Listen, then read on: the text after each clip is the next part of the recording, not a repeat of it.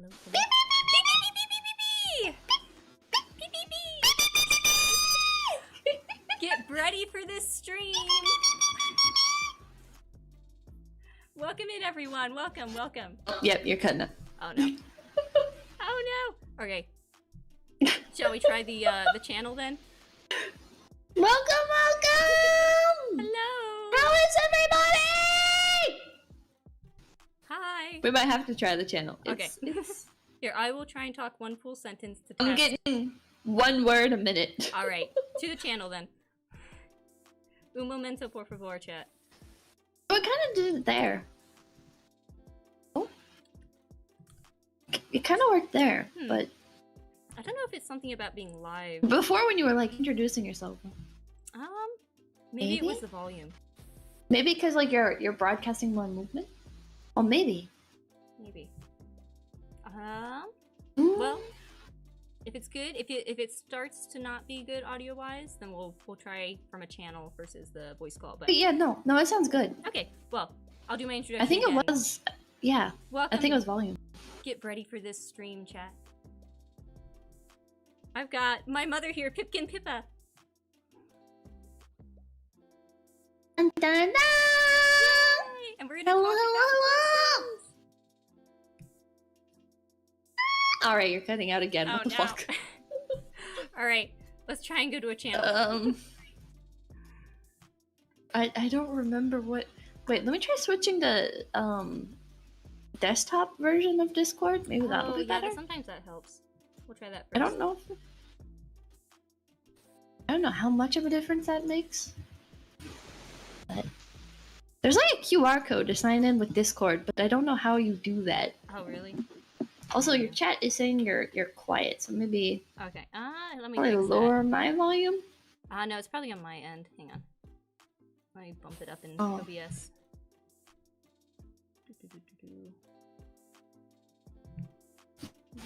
Technical scuff. Pretty common for collabo. Yeah. Audio is fucking impossible to balance. Ain't that the truth? I'm also in like a really echoey garage, which doesn't help. God damn it, I can't hear you again. No. Discord! Okay, hello? Hello, hello. Is it working any better? Okay, hopefully. I don't know, because it'll work fine, and then it just dies! No. You wanna? Okay, if you can find the Kirsha server, we could try being in one of those channels. It is sounding fine for right now. Let's try again. Let's try it. Okay. Third time's the charm for intro. Okay, third time. All right. Introduction. Welcome in. Yeah. PPPP, if you will, and get ready for this stream. No, it's cutting out again. No! God damn it! I guess if I talk too much. All right, where's the? Where's the? All right. The Kirsha World server. We're just gonna like pop into private collab. Yeah. I'll pop into this one. Hell yeah.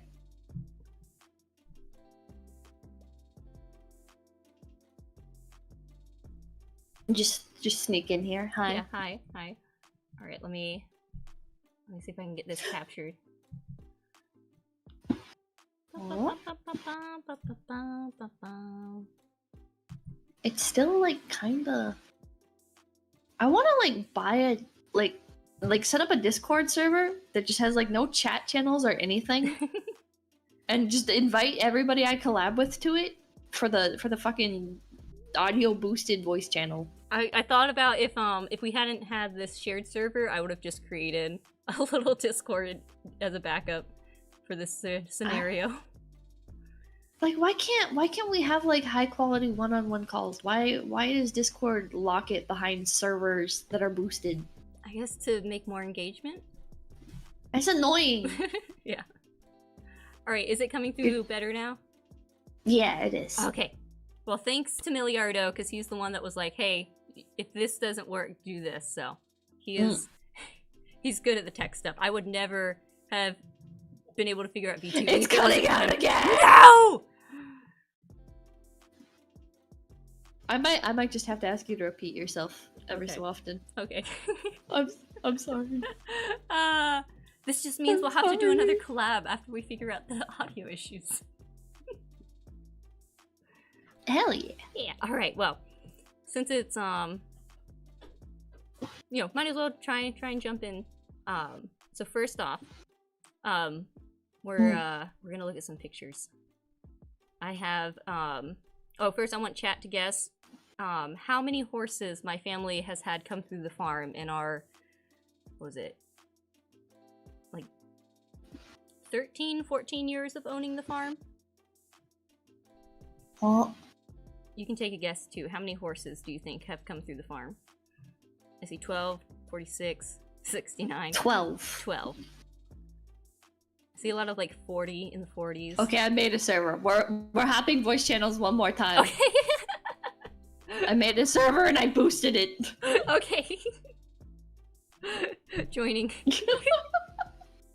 I get to be the first one to join. Let's see.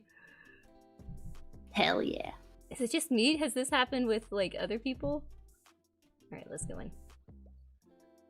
Okay, maybe that'll be a bit better. Maybe. Does this happen with other people? The voice issues? Sometimes it's kind of random. I think today it might be on like Discord's end. I don't know. Yeah. Could be. I'm on like the lower powered laptop, so I don't know if that makes a difference. No. It might be like OBS Ninja too, is like sucking up all my internet or something. Yeah. Who knows? Well, hopefully, fingers crossed, it stays a little bit clearer. Mm. Okay, 12 horses! 12 horses. Alright, your guess is 12. The answer is 29.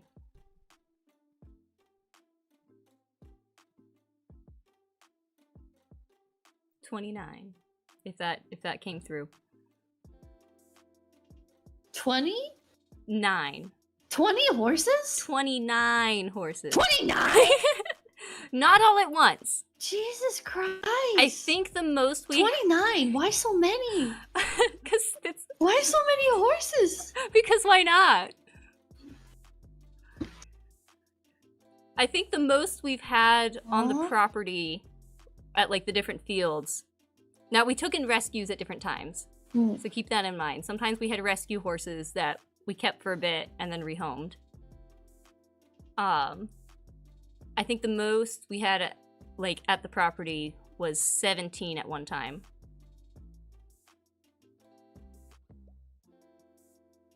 17? Yeah. I think it was split between two at one properties. time? That's insane. A lot of them were ponies. A lot were like little Shetland ponies. Oh, okay. Well, that's like half of a horse. That's not like a real horse. Yeah, right? Alright, here, let me pull up, let's see, let's see, I need to screen share this to you. Let me come, I guess in here. Okay, there we go.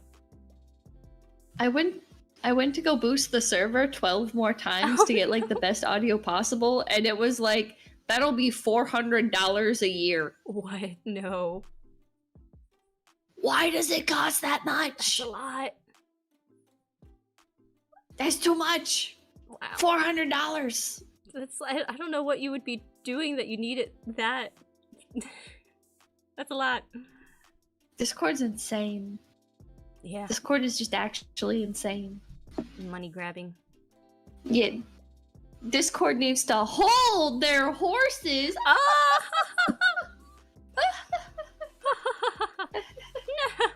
No. I'm trying to laugh like a horse would. Wait, how would a horse laugh? No. Like I can envision it, but I can't do it. No. What's funny is the young kids that grow up with seeing the horses, instead of neighing, like the horse says neigh, they say the horse says because you hear them like blowing out more than they do like neighing. Yeah, that makes sense. I feel like if you did that to somebody who's never been around horses, they'd be like, "Why are you giving me an attitude about it? I was trying to like be delightful." Right. All right. Here's so... my horses. Here, wait. Let me share to OBS. Hang on. Horses. There's so many. There we go. All right, now chat can see it. These are the horses. Are you sure that one in the middle is a horse and not an SCP? What's going on there? Why is it blurry? I didn't have a good picture, so I just had a really blurry and red. I had a really zoomed in. Is it beheaded? No. What's going on? Okay, which one are you looking at?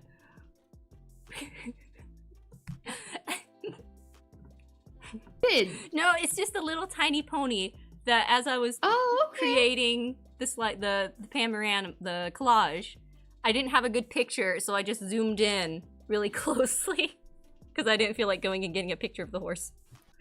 Jesus Christ. So let's see. This is so many. I'm missing 3. Well, wait, do you know the names of all these? Yes, because I went through great lengths over the past couple days to try and remember every single horse and write down, and then was counting, trying to make sure I had them all. Oh my god, this is insane. All right, let's see. Starting from the top left over here. This little guy is my like OG horse, my first horse, Frankie. You can't see it, but he's got a blue eye and a brown eye. He's a sweet guy. He's an old man. He's so old right now. He's like, he's got to be in his 30s. What the hell? And he's that's really old. I know. He's pretty old.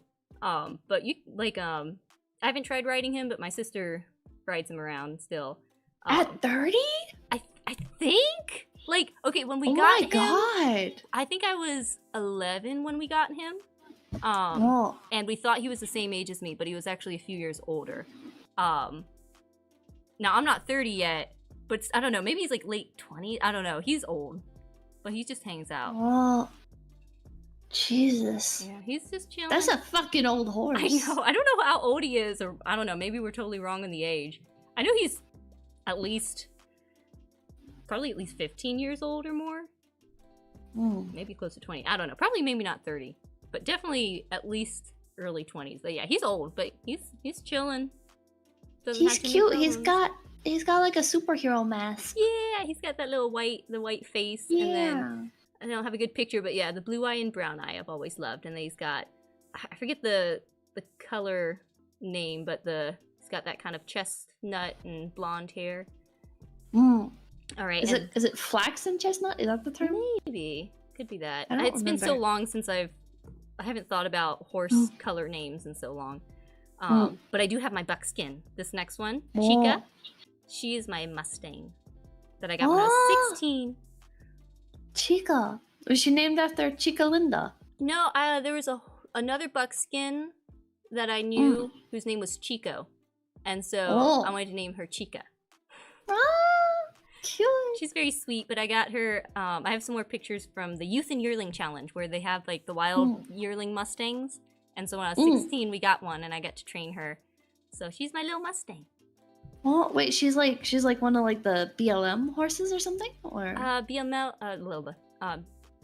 what does like Bureau of Land Management? They like round up the wild Mustangs and then auction them off. Yeah, she is one of those? Something like that. Yeah, it was like a specific challenge where they round them up, gather the yearlings, and then they had this Youth and Yearling Challenge where you come out, you get your names put in a hat for a raffle, or just get your name drawn out of a hat. And so then you get assigned a Mustang. And then you have 3 months to work with the Mustang. And at the end of 3 months, bring them back to a little competition where you like take them around an obstacle course. And then you come back and participate in that. And then you get like $100 or something. I think it was some initiative to kind of help get the yearlings into good hands. Though there were some people that like didn't do what they were supposed to with the yearlings. I've seen those. There's a lot of YouTube videos where people like document their journeys. Yeah. Doing the challenge, and I feel like in at least half of them, they're like, yeah, and I grew too attached, and so now I have another horse. I think it was like meant to so that like it gets new homes. Yeah. But I got lucky because there's lots of different colors. There was a Palomino, there was a lot of bays, but I got the buckskin. You got the spirit of the cinema. I know. She's great. I'll tell some more stories about her. I have a couple of pictures from when I first got her. So next to her we have the Palomino is Smoke, and then the paint next to him is Jenna. Those were some of our early horses. I think the guy next to them is Oreo. I think he was the one that we woke up on a Christmas morning and he was dead and Dad had to go bury him. On Christmas morning? Yeah, I forget what year that was. Oh my god. I think one of them, I know there was some horse. There was some horse that happened. I think it was this one. I think he was one of the horses. When we first bought the farm, there was like an old tractor, and we traded the tractor for like the pony and this thing we call the mutt, which is like a tricycle bike thing. Like it's like the front's a motorcycle and the back's like a little trailer. So we could zip around the farm on it. That was the early days. And then next to them, we've got, so we bought a horse that we didn't know was pregnant. So a couple months after owning her, we got suspicious and had the vet come check. So that's Bianca's the mom, and then the baby we named Anya. Cute. And so I got some more cute little baby pictures, but we still have them. So far of the horses, we have Frankie, Chica, Anya, and Bianca still at the farm. All the other ones though are gone? There are a couple more that are still here that I'll point out as we get to them. So then next to Bianca is Sarah Beth, who we had for a long time. She was pretty cool. She was kind of like a princess, like a pouty princess. Like if she had hay, there's so many times that she acted like she was getting colic and like laid on the ground, and I had to like make her stand up and walk in circles so she wouldn't like make her organs twist. So we had to like keep hay away from her, otherwise she would kind of get all stomach ache. For chat, so basically like with horses like do not lay down naturally. Like sometimes they can, sometimes they will. But if your horse is like laying around often or for like prolonged periods of time, it's very abnormal. Same thing with cows, I think so. And well, the biggest thing is if they roll, sometimes if they're laying down or they roll, their intestines can get twisted. Yeah, that's why like I think in the is it called Hidalgo? I don't remember. But there's one horse movie where the horse rolls over and he like can't get it back up, and the horse is like really tired, and so he has to put it down so the organs don't fail. Oh man, yeah. Now horses will lay down and roll and stuff sometimes, but yeah, there's a certain like line where it's like, oh, this is not good. So we have to. She would want to lay down, and we'd have to like make her stand up and walk her in circles. Is it just when they're on their sides? Gosh, it's been so long, I can't remember the details. Like if they probably when they're on their sides. And then that makes sense. Oh wait, no, I'm sorry. The horse I pointed to wasn't Sarah Beth. Sarah Beth is the one under Frankie that's running. That one's Sarah Beth. The other one is Cora. She was a thoroughbred. Cool. Yeah, so she was cool. I got to do a hunter pace with her, where I got to like gallop over the fields like I always dreamed of. Actually won second place because the little group I was with, I guess the hunter pace, it's like there's a time and you don't know what the time like goal is, and so you just ride along the trail, and whoever gets closest to that unknown time wins. And so I was with a group of people, and we were going up the hill, and Cora wanted to like really take off, and so I kind of circled her around to get her back, kind of, you know, collect her, make sure she was in control, and then ran up the hill, which was really fun. But I came in behind the people, but then I guess that time put me at second place. Well, so it's not like a race. Yeah, it's a hunter pace. Yeah, from my understanding, I only did it like the one time. Actually, no, I did do it a second time with the Shire Farm horses, but that's a different one. Shire Farm. Oh yeah. That's another chapter. You're welcome to jump in with stories you have as well. Otherwise, I'll keep rambling. Oh, I don't have a lot of stories. I didn't have horses for very long. So. Oh yeah. When was there a period that you did have some horses? Yeah, when I was really young, like in like kindergarten, for a year or two, we had some horses, and then when I was in like 8th grade, we had a horse that was kind of like, it's more like having like a stray cat with that one. Like she just wandered around the property, and like we fed her and took care of her, but just like a pasture ornament. Yeah, like her previous owner bought her for her kid, and I guess the kid raised the horse like from a filly, and so the horse is like not well behaved, and you can't yeah. ride her or anything. She was just She didn't get like really good training. she had a really bad training, Oh, and no.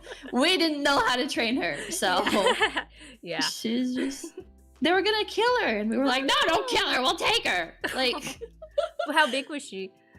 she was a full-grown horse. Oh wow, yeah. Yeah, she was like a couple years old. The kid was like bored of her and didn't want her anymore, which makes man. like it's not good, but like I kind of get it. Like a lot of people, they get like little baby horses and they're like, I'm gonna raise it and it's gonna be like my best friend, and this cannot end poorly at all because clearly raising a horse is like raising a dog, and that doesn't. Yeah, that doesn't really work. No, that's not what happens. Yeah, especially when the horses are much bigger than dogs. Yeah. Yeah. You let like a baby horse jump on you and stuff and like brush up against you because it's cute and they're small, but then they get bigger and they keep doing it. Yeah, then it's a problem. Yeah. Now I do Cow. She was born in the winter, and so we put her inside the laundry room for a bit to keep her warm, and then she grew up on the front porch with the dogs for a while as a little calf. And I think she thought she was a dog for a while because she would run with the dogs along the fence, seeing the cars. Cute. And she would sit on the porch with me while I was riding, and she would lick. She with that long cow rough tongue would lick a bunch. So she's still around, That is cute. and so she still licks you. She's such a good cow. I love Cow. That's sweet. I've never had a cow. I had goats and sheep. Yeah. We got a sheep for the horse actually. Oh yeah, as a companion. Because yeah, we didn't have any other horses, and it's not right to leave them on their own. So yeah. we got her a sheep, and the sheep would chase the car down the long ass driveway, and then the horse would follow after the sheep, and it was so cute. Oh, that's so sweet. Hmm. Let's see. So yeah, Cora was a thoroughbred. She was pretty cool. And then Sarah Beth is the picture of the horse running. Got a cool shot of her. And then She's majestic. yes, she was very like had this like graceful air about her. She was kind of the horse that seemed very regal. Like a movie horse. Yeah. Like with people. Yeah. Yeah, she was very nice. I think she was pretty good. She was the kind of horse that like she needed to like accept you as like, okay, you're the leader, but you kind of have to prove to her that you're the leader. Yeah. And then the two little ponies here, I forget, I mixed their names. It's like Penny and Copper. What is it? I gotta look at my list. But those two are currently at the farm. Those two little ponies, Cute. as well as the really blurry pony. I think those three were rescues. Do you stand by the idea that ponies are just what's the term? They're half a horse but twice the attitude? Most of the You stand time, by yeah. that? Oh yeah. Yeah. Oh yeah. I've met many a pony like that. I wonder what makes them like that. I don't know. Maybe kind of like the same thing that makes Chihuahuas so feisty. They're just like not trained as much. I don't. Like they can get away with more. No, I don't know. Maybe it's just like the inherent, like, I am small, so my personality must be big trait. Oh, maybe that makes sense. I don't know. I've met sweet ponies. I've met some pretty feisty ponies. Well, Maybe it yeah, depends. Napoleon complex. Oh yeah. That's what chat's saying. Yeah. Yeah. Little man syndrome. Could be. Maybe it's a multi-species complex. Naturally there. Smaller animals need to be more active for safety. Ah, that makes sense. Mm. Let's see. I'm trying to remember what their names were. I have my big list. Well, I think the one big of them. list of horse names. Yes. 29 of them. I think one of them was Penny. I forget what the sort of chocolate colored one is, and then the blurry one was Blizzard. Something like that. Those three are at the farm right now, just hanging out. And then next to the two ponies is Little Bit. She was a rescue. Cute. She's very pretty. I think I remember her and Flicka, who we'll get to. We went to go look at one of them, and they were in this like just this wooded area by this trailer. It was, not a good situation. These people just kind of had them thrown back there. And so we went for one of them, but then talked them into a deal so we could bring them both home. Oh. I think it was Flicka, because Flicka was pretty skinny. And so I think we worked a deal to get both Flicka and that they like strong arm you, where they're like, these horses you don't understand, they're worth like $500 a pop. I think we may have got both of them for $500 because the person just wanted to get some money to be able to like buy some clothes for like wanted to throw like a birthday party for their kid or something. So man, yeah, people. Yeah, there's a lot of yahoos around here. Kind of like back road country people that kind of get a bite off more than they can chew sometimes, or don't think through things. It's like just part of like the country lifestyle. Like it's so normalized. Like horses, even though like 99.9% of the general population could just never own one and meet the needs, the recommended minimum level of care. For some reason, like you go to the countryside and it's just like the thing to have. Yeah, maybe because there's usually space, and so people think they can use that space. And then it's like it's a social opportunity because then it's like, oh, you want to go riding? It's like yeah. I think it's kind of inevitable that some people will not think through things as much as they should. But we had these two for a while, Flicka and Little Bit. We eventually Flicka is so pretty. Yeah, she was very sweet. She was a very like kind of mild, like timid horse. What happened to her? I'm sure we found her a home eventually. Because let's see, like from ages probably like, especially like 12 to like 16, I did a whole lot with the horses and had, you know, like them or other horses kind of come through that I would like work with and kind of try and help train up a bit. For like rescue horses and stuff. Is it like a horse rescue, a horse sanctuary or something? There was one like horse rescue that we worked with a bit that Star and what was that guy's name? Scotty. There's at the very bottom, what's that, right hand? There's like the paint and then the kind of reddish one with the little star. Those two, and you can see Scotty. I think that was right when we got him. He was pretty skinny. So I know those two we specifically took to help a rescue and helped you know, take care of them for a bit, and then the rescue got them back to help rehome. And then other ones like the Flicka and Little Bit were just like, we're gonna take these horses off your hands now.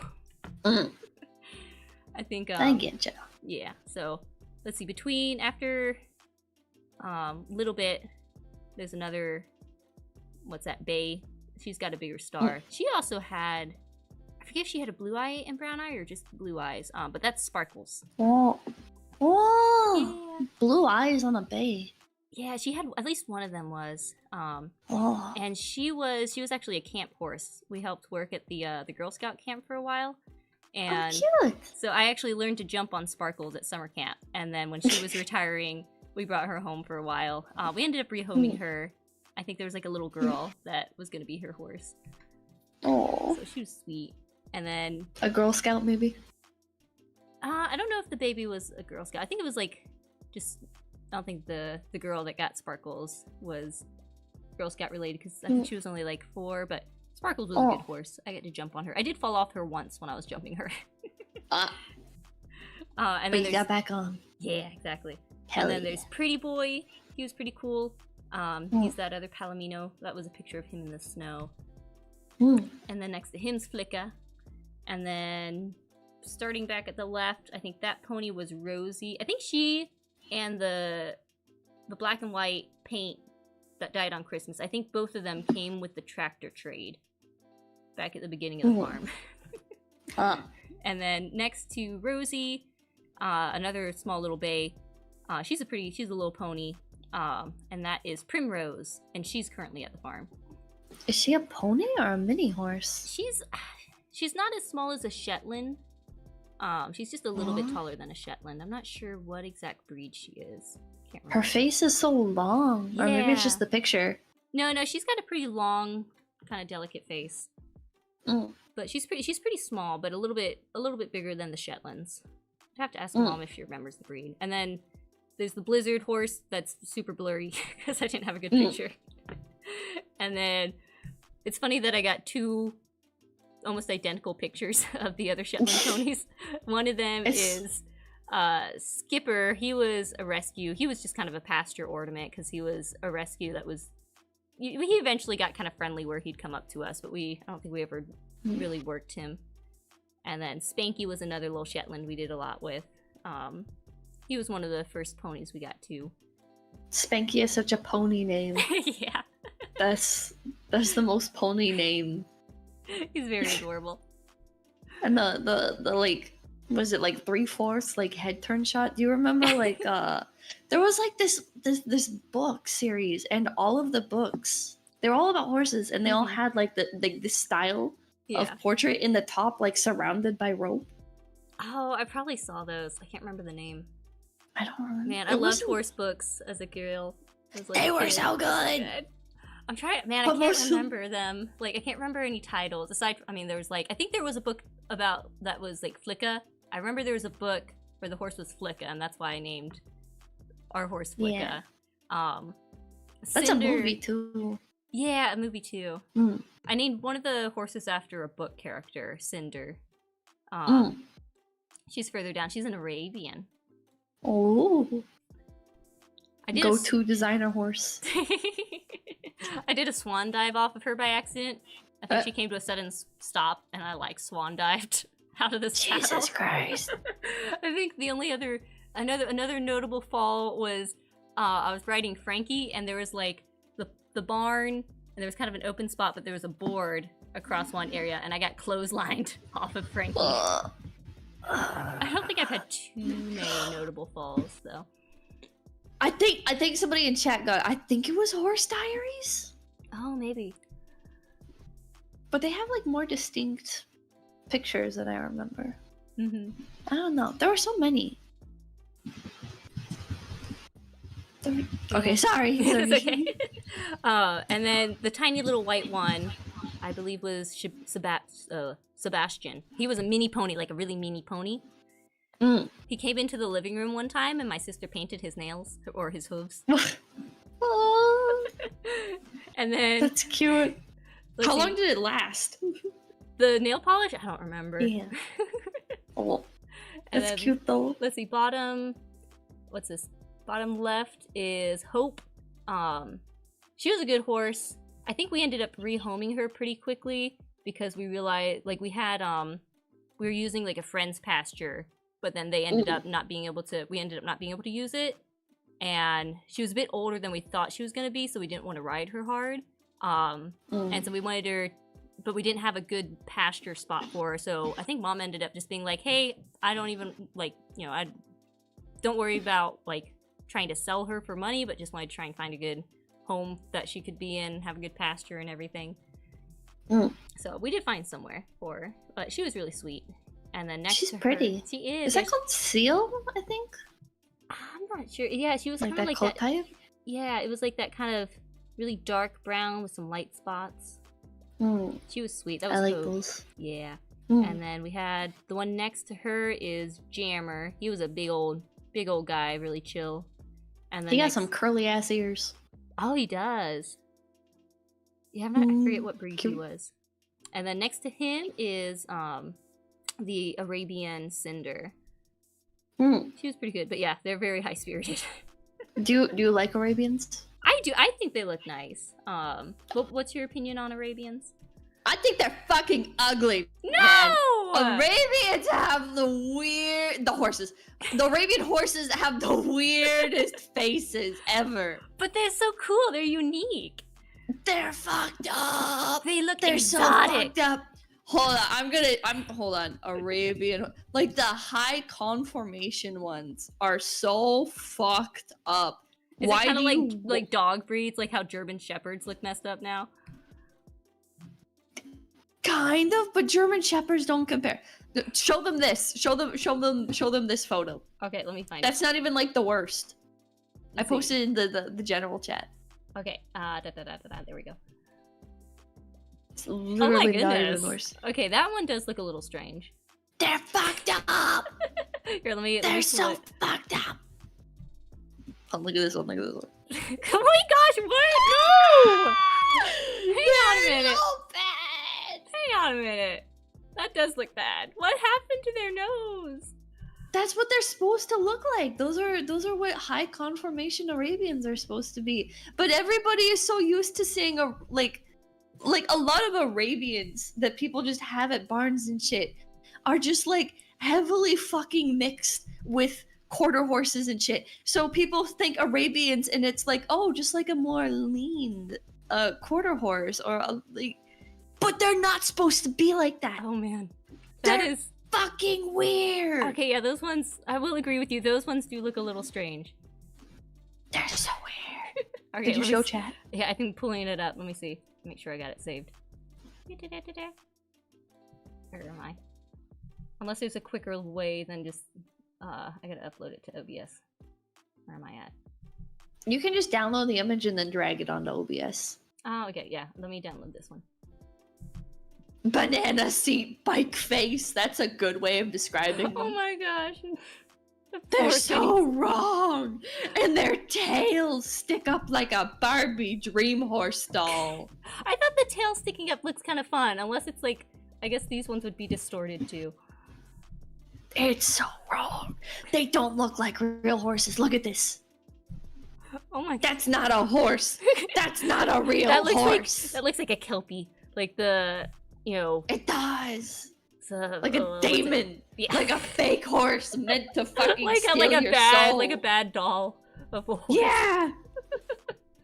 Oh man. Okay, let me pull this up. God. Those poor things. Well, my Arabian looked nice at least, because she was probably mixed. I remember we like drove out to this place to see her, and they had this gorgeous black stallion there. He was so pretty. Oh. So pretty. We drove through like the most random, tiniest Alabama town on our way there. It was like, it had like one like post office. Well, most places do, but they had like one traffic light, a little post office, and like one hotel. Hell yeah. It was like, it was That's so real neat. country. I want to go back. It was like the most quaint little, you know, magical, teeny tiny little town. All right, I'm OBS. Let's see. I think actually if I go. Cool. Oh, do you have a favorite horse breed? Probably Mustang. Oh, I don't know. I haven't so thought. basic. Mustang. Well, because my favorite horse is a Mustang. I don't know. I haven't thought about it too much. I mean, quarter horses are always reliable. Arabians, some Arabians I think look cool. Did you watch Spirit growing up? Oh, definitely. Okay, here, let me... Is it... Oh, just go into the picture. Skipping ahead a little bit. Okay, there's one, chat. There's one of the Arabians. Yeah, that so neck looks broken. up. It's so wrong. Oh, man. Why do they look like that? It looks photoshopped. Why? The poor things. Alright, now I need to skip ahead in the slideshow I'm showing you. To, well, I guess you can see her. I had like a more zoomed in picture of her. Here we go. How do I... Yeah, AI generated looking. It looks like an AI generated horse. It kind of does. Right, how do I move in this? Hang on. You hit the variations button too many times, it puts out this. Oh no. I think it was it this one? The gamer dent. Oh no! It's like, looks like the bridle was on, or like the halter was on too long. The bridal dent. No. Okay, there we go. Let's see. Also, I said mixed with quarter horses, but mixed with like thoroughbreds. It's always Arabian thoroughbred mixes. Oh, ooh, that's like 2 sporty horses. Yeah. Let's see. Let me see. Oh shit. Tyler one horse. Let's see if I can share this. Skyrim randomized appearance. God. Man, trying to do this is not as easy. Ah, nope, I messed that up. Okay. Huh? I'm just, wait, what am I doing? I'm trying to show a picture. I pressed the wrong button. I think, is it easy enough for you to just see the Here, wait, let me do this.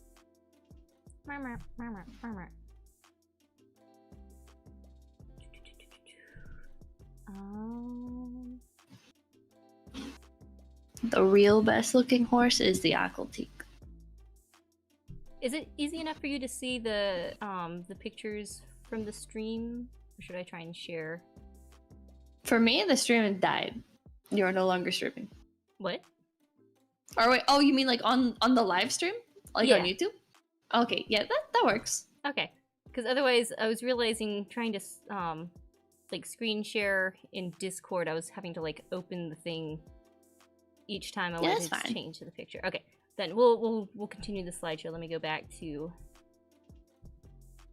There we go. So yeah, that was Cinder, and then Star and Scotty, who I already touched on, and then we had the stray horse for a while. The stray horse? Yeah. So a friend had a stray horse show up at her place. Oh, that was a stallion. What the hell? A stray horse? Where the fuck does she live that a stray horse shows up? She was kind of off, like kind of in the woods. But what the fuck? Okay, that's even more confusing. You're off in the woods and a horse shows up? Yeah. So she had just 2 geldings and she didn't have a good place to put him. So we kept him for a while. We like paneled him off between the chicken houses so he couldn't be around the other horses. And I got to help castrate him. I made him go from a stallion to a stud. What the hell? I got to hold his leg while the vet worked on him. Oh my god. I still remember the sound. Ew. The sound of what? The horse screaming or like sizzling? He was sedated. It's just like the skin. Oh god. The best part is in my mind, being a homeschooler, sometimes wondering what would it be like if I went to school, and I'd be like, what if I went to school but I had to be late today because I had to help deball a horse, and then I got to walk into class and be like, oh no biggie, I just had to do this. Oh my god. It's probably a good thing I never went to school. Why did you never go to school? Why were you homeschooled? I don't think any of me and my siblings would have been able to fit in the the box. I don't know. We're all very. Well, that's because you're homeschooled. We were homeschooled because my mom, from a young age, was like, these kids are not going to be able to conform to that environment.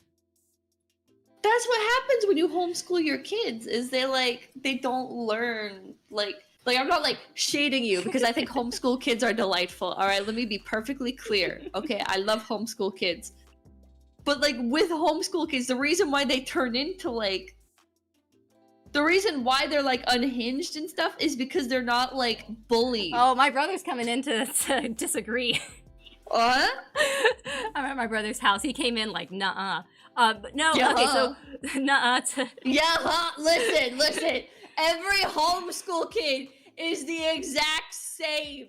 They have this warped perception of what public shame is. They don't understand it. We're free. You are free. You are cringe and you are free. I'm okay, jealous. Also, my rebuttal though is no. Our mom homeschooled us because she knew she could do a better job than the teachers, and she did. She did. So, I mean, what is it? Oldest brother is mechanical engineer, right? Oh, he left. One of them's an engineer. He popped in just to argue. Yeah, his job's done. One of them's an engineer. 2 of them are CNC. They did the technical school doing CNC machine stuff. I got published when I was 18. I got books. I became an author. Really? Wait, yeah, can I see them? I'll send them to you. Okay. That's so cool. I don't know. So my rebuttal is for, I don't know, school. The tricky part is if, I don't know, some kids do well in that environment, others don't. Oh, I sure as hell didn't. Yeah, so so there's, I don't know. There's always pros and cons. There's always people that have good and bad experiences with both homeschool and, you know, regular school. There's you know, everyone's different. For us, okay, my favorite things about homeschooling is I had a lot more time to actually, like, be in the world. To me, I got, like, I don't know, being at school feels like you're in this own little box, kind of separated from the world, only in your peer group.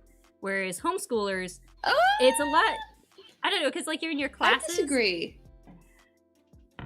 That kind of depends on a lot of things. With me, I ended up getting shoved into a lot of, like, the older kid classes, not because I'm smart, because I'm not, but because I was in like a higher level band class, and okay. So there's like, okay, yeah, there's some intermixing. and then just like with all of your electives, if you're not taking like the boring electives like gym class, if you're taking like gym, that's gonna shove you with all the other kids your age. But if you're taking like band or drama or whatever the hell, like you get pretty mixed up. Would you say that like most of the time you're kind of interacting with your peer group with like some intermixing?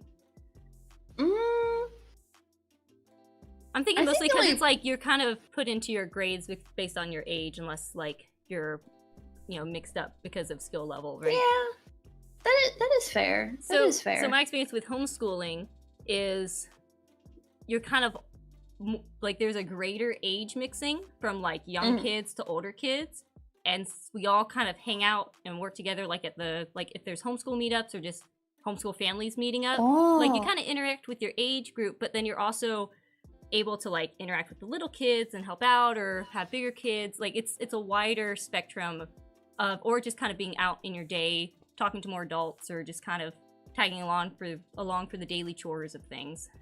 Did they ever like push like teaching onto you when you were older and around like the younger kids? Oh, like trying to teach the kids stuff? Yeah. No. There is like I want to do a stream with all of my siblings, which there's 6 of us total. Titled Big Families, What's Wrong with Them? Because I know there's a lot of conversation of sometimes large families or even small families, the older kids feel parentified, like they're responsible for their siblings. But I think I have family members that like they straight up admit to that, where it's like, yeah, like my oldest cannot move away because she has to babysit. Yeah, like that is her role. That's kind of a problem. Now there's the other side though, where we're all in this together kind of attitude, where it's like, hey, I'm making dinner, entertain your sibling for half an hour. But you help out, but you're not like responsible for each other. So that's how my family was. And it's kind of nice because then you also grew up knowing that everything's not all about you.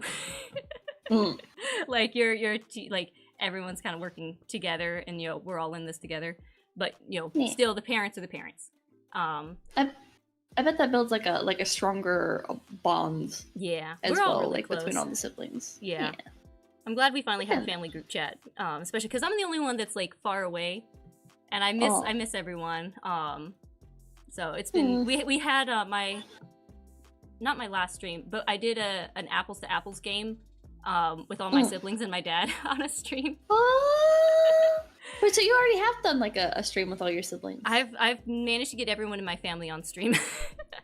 Jesus Christ.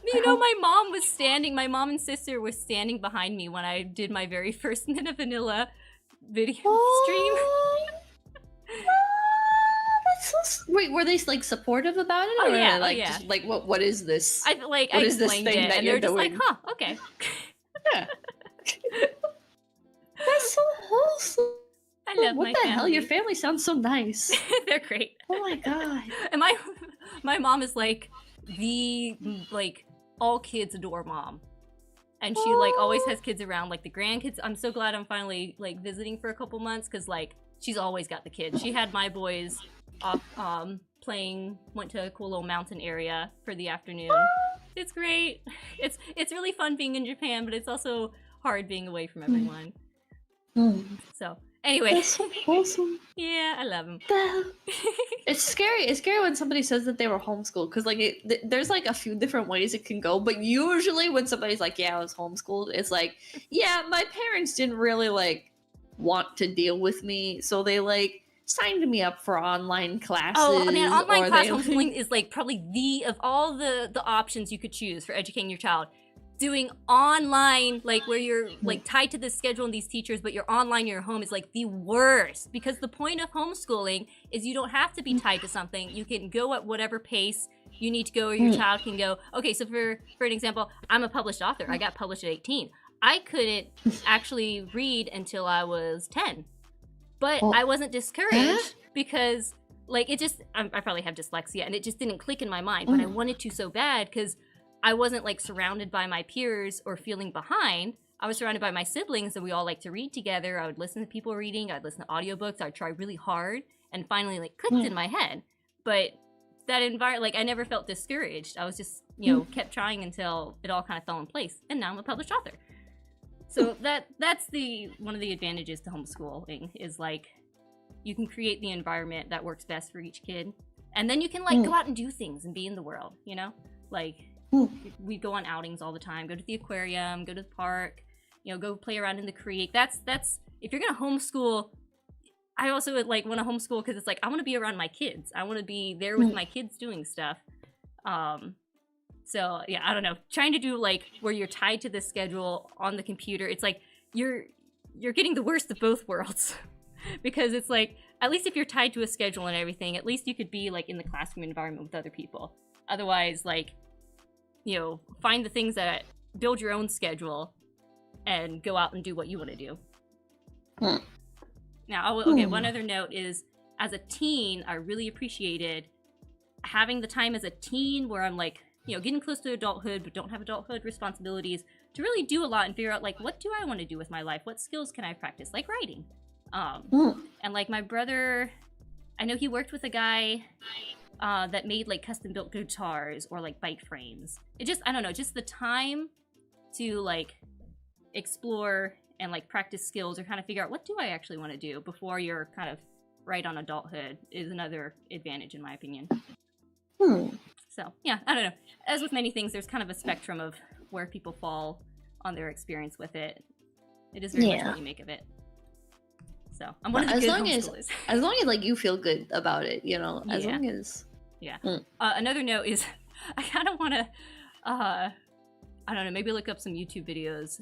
There's unschooling, which is like not following a specific curriculum, but people take that as unparenting. There's a difference. Like there's a difference between being like, okay, we're not going to do like a hard set curriculum and we're kind of going to maybe follow a little bit of a different path of like, okay, the kid wants to look into this subject or this subject. Like I didn't spend a lot of time on math, but I spent a whole lot of time on writing. But that's totally different from just not parenting your child. Yeah, I thought you were about to like defend the unschooling at first, and I was kind of like, no. that one's like just straight up too far for me. There's no world in which I can see any justification for unschooling, because like when like unless I'm crazy and there's actually like some other intended definition of it, but from what I've seen, it's just the idea of letting your kid educate themselves from everything that they see and want to like learn about, and it's like you can't. Kids are stupid. It seems like I've seen like where it's like, oh, my kid doesn't want to brush her hair and now it's matted. I don't know. It's like it's taking like a weird, I used to do like that. broad approach. Like I wouldn't brush my hair. I wouldn't shower. I wouldn't brush my teeth. And like as an adult, I don't feel like I learned anything because of that. I feel like my parents just should have been more strict. Like I view that as like a direct failing on their part. I love them dearly. There's plenty of stuff that they did do right, but like in that aspect, it's like you should have like brought me over to the sink and like waited until I brushed my teeth and you saw me brush my teeth. Cause like I didn't learn anything. Yeah. Needed some more guidance there. Yeah. So yeah, there's a difference between like, because we in like a way lean more towards unschooling, but really, like we didn't have like a set curriculum, but it like at a certain we like did reading, writing, and arithmetic. Is like how I describe it. It's like we learned the basics. You know, we didn't do like a specific like chemistry course or something, but just through asking questions and kind of your general knowledge of things as questions came up or as opportunities arose, like explain different aspects of things. And then I feel like that's already different from unschooling because, like, see, that's my like, that's at my least- definition. Is like it's more. It's not setting like a specific curriculum. It's kind of letting the kid kind of lead it in a way, but kind of guiding them, like be like, okay, I'm gonna focus on this right now, and then maybe this late, Whereas I feel like that's still just homeschooling because, like, with unschooling, the idea is like the kid is learning what they need to learn, but like you as still they're gotta learning. teach them. But like their parents don't teach them. Yeah, I don't know. Like, their I parents don't will, know like, buy what them the books and definition stuff. is doing nowadays. It definitely seems like it's kind of off course. It feels like, I'm gonna be blunt, it feels like it's, maybe it used to be something else, but all that I have seen from it on the internet is a bunch of fucking hippies that don't want to teach their child anything because they, quite frankly, don't know anything because they went to college and got a fucking degree in, like, philosophy or some shit, and now they just have, like, a massive resentment towards education because they ended up in, like, massive debt and they don't feel like they learned anything, and it's like, well, you're fucking stupid. So the other thing is homeschooling nowadays, it's like there are so many resources that, like, a lot of homeschool kids, as they get to high school, they'll just start taking, like, community college classes. Or there's resources or courses, like, and from my understanding, a lot of, like, when a teacher's, like, goes to school to, like, get a teaching degree is classroom management. But you don't really need that when you're working with your individual child, Yeah. So, I don't know. There's so many resources that even if you don't personally know, there's so many curriculums now that have, a step-by-step guide for, the teacher, you. So, I don't know, yeah. We could probably go on and on, but I do have more slides of cute horses if you'd like to see them. Yes. Sorry. It's okay. Let's see. Okay, let me go. So that was the very first portion that we spent an hour on. That's okay. So those were most of the horses, I think. Drifter, the stray horse isn't there. And then there was a horse named Macy. And what was the other one? Oh, it was a horse named SpongeBob we had just for a little bit for me to help train up and rehome. Oh, hell yeah. That's a good name. Did you name him? No, I think the previous owners named him. Oh. He was like a small little, I think, Palomino? Well, were you allowed to have television and stuff? We never had cable just because I don't think they wanted to bother with paying for cable. So we just did like VHSs and DVDs. Oh, hell yeah. Yeah. I remember when Netflix still came in the mail. Did you ever get like the big boxes of secondhand VHS tapes and shit from family members? I don't know if we got any of those. No. You never got the, like, here, I taped over these and I already watched them, you can have them. You never got those? I don't know if we ever, I don't think so. We just got like hand-me-down clothes, which was always fun. I hated hand-me-down clothes. Oh, really? I was like, you look, like a big them? box. Yeah, I thought it was oh fun. My God. Well, it would be from like friends or other homeschoolers. So other people my age that or right a little bit above my age. It was just like a big surprise, like Christmas. Like, ooh, I wonder what's here.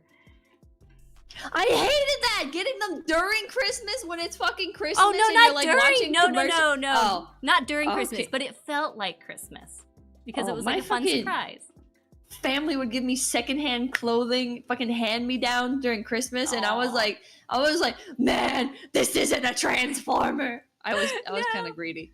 I was an asshole kid. I should have been grateful, but I was just so mad because I didn't like clothing. So yeah. It's okay. One time for Christmas, this is a funny story. My brother had bought me a present, and after we opened most of the presents, my mom was like, "Oh, there's one more present in the horse trailer," and we had lots of horses. So I was like, "It better not be a pony." We had enough. I don't want a pony for It Christmas. better not be a pony for Christmas. It ended up being a 5. It was Oreo. No. Dead in the trailer. I had to bury him. I had to get on the tractor and bury him. Learn and experience. It was what we call a teaching moment.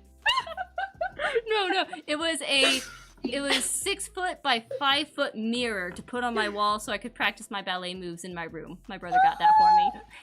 Oh my God, wait, that's so sweet. And it's still there. My sister has my room now. But the problem is my brothers would come in And they'd come to talk to me. I'd be there busy writing. My brothers would come in. One would come in to start talking to me. Or they would just come in my room to start, like, flexing in my mirror. Or they'd, like, put on... they just, like, put on whatever crazy outfit. Maybe they got some, like...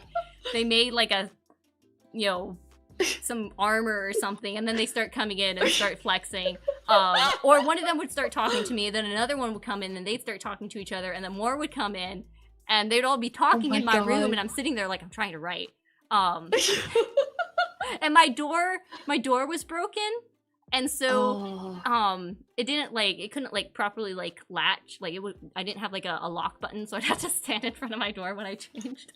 This house is crazy. This house is so old and crazy. This old farmhouse, that's a whole nother story. But they would just come in my room to flex in my mirror sometimes.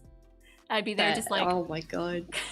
I'd be like barricading the door if I was you. I'd be like fucking like, let me shove the bed in front of this shit. It wasn't a problem too often. Oh, I'm glad. I don't know how you survived with that many brothers. That's insane. I finally got a sister. Man, oh, you want to hear the story about how I found out I was having a sister? Oh, how? Okay, so, well, first I didn't know Mom was pregnant for a while. I was selling Girl Scout cookies. And then we ran into our priest and we're talking to him. And the mom suddenly just mentions it. And I'm there like, what? Why? she just had it's kind of random. I was just, huh? So, we had we have chicken houses. We had chickens coming in one day. And, but they were late. And we had friends over to help dump the chickens. So we were kind of entertaining... everyone walked, like, we were kind of leading people around on horses just to entertain them. Mom was, like, super pregnant, but she was out there. And then chickens came. She didn't dump them, but we were out there dumping chicks. And then we had a sleepover. It was another homeschool family that had come over.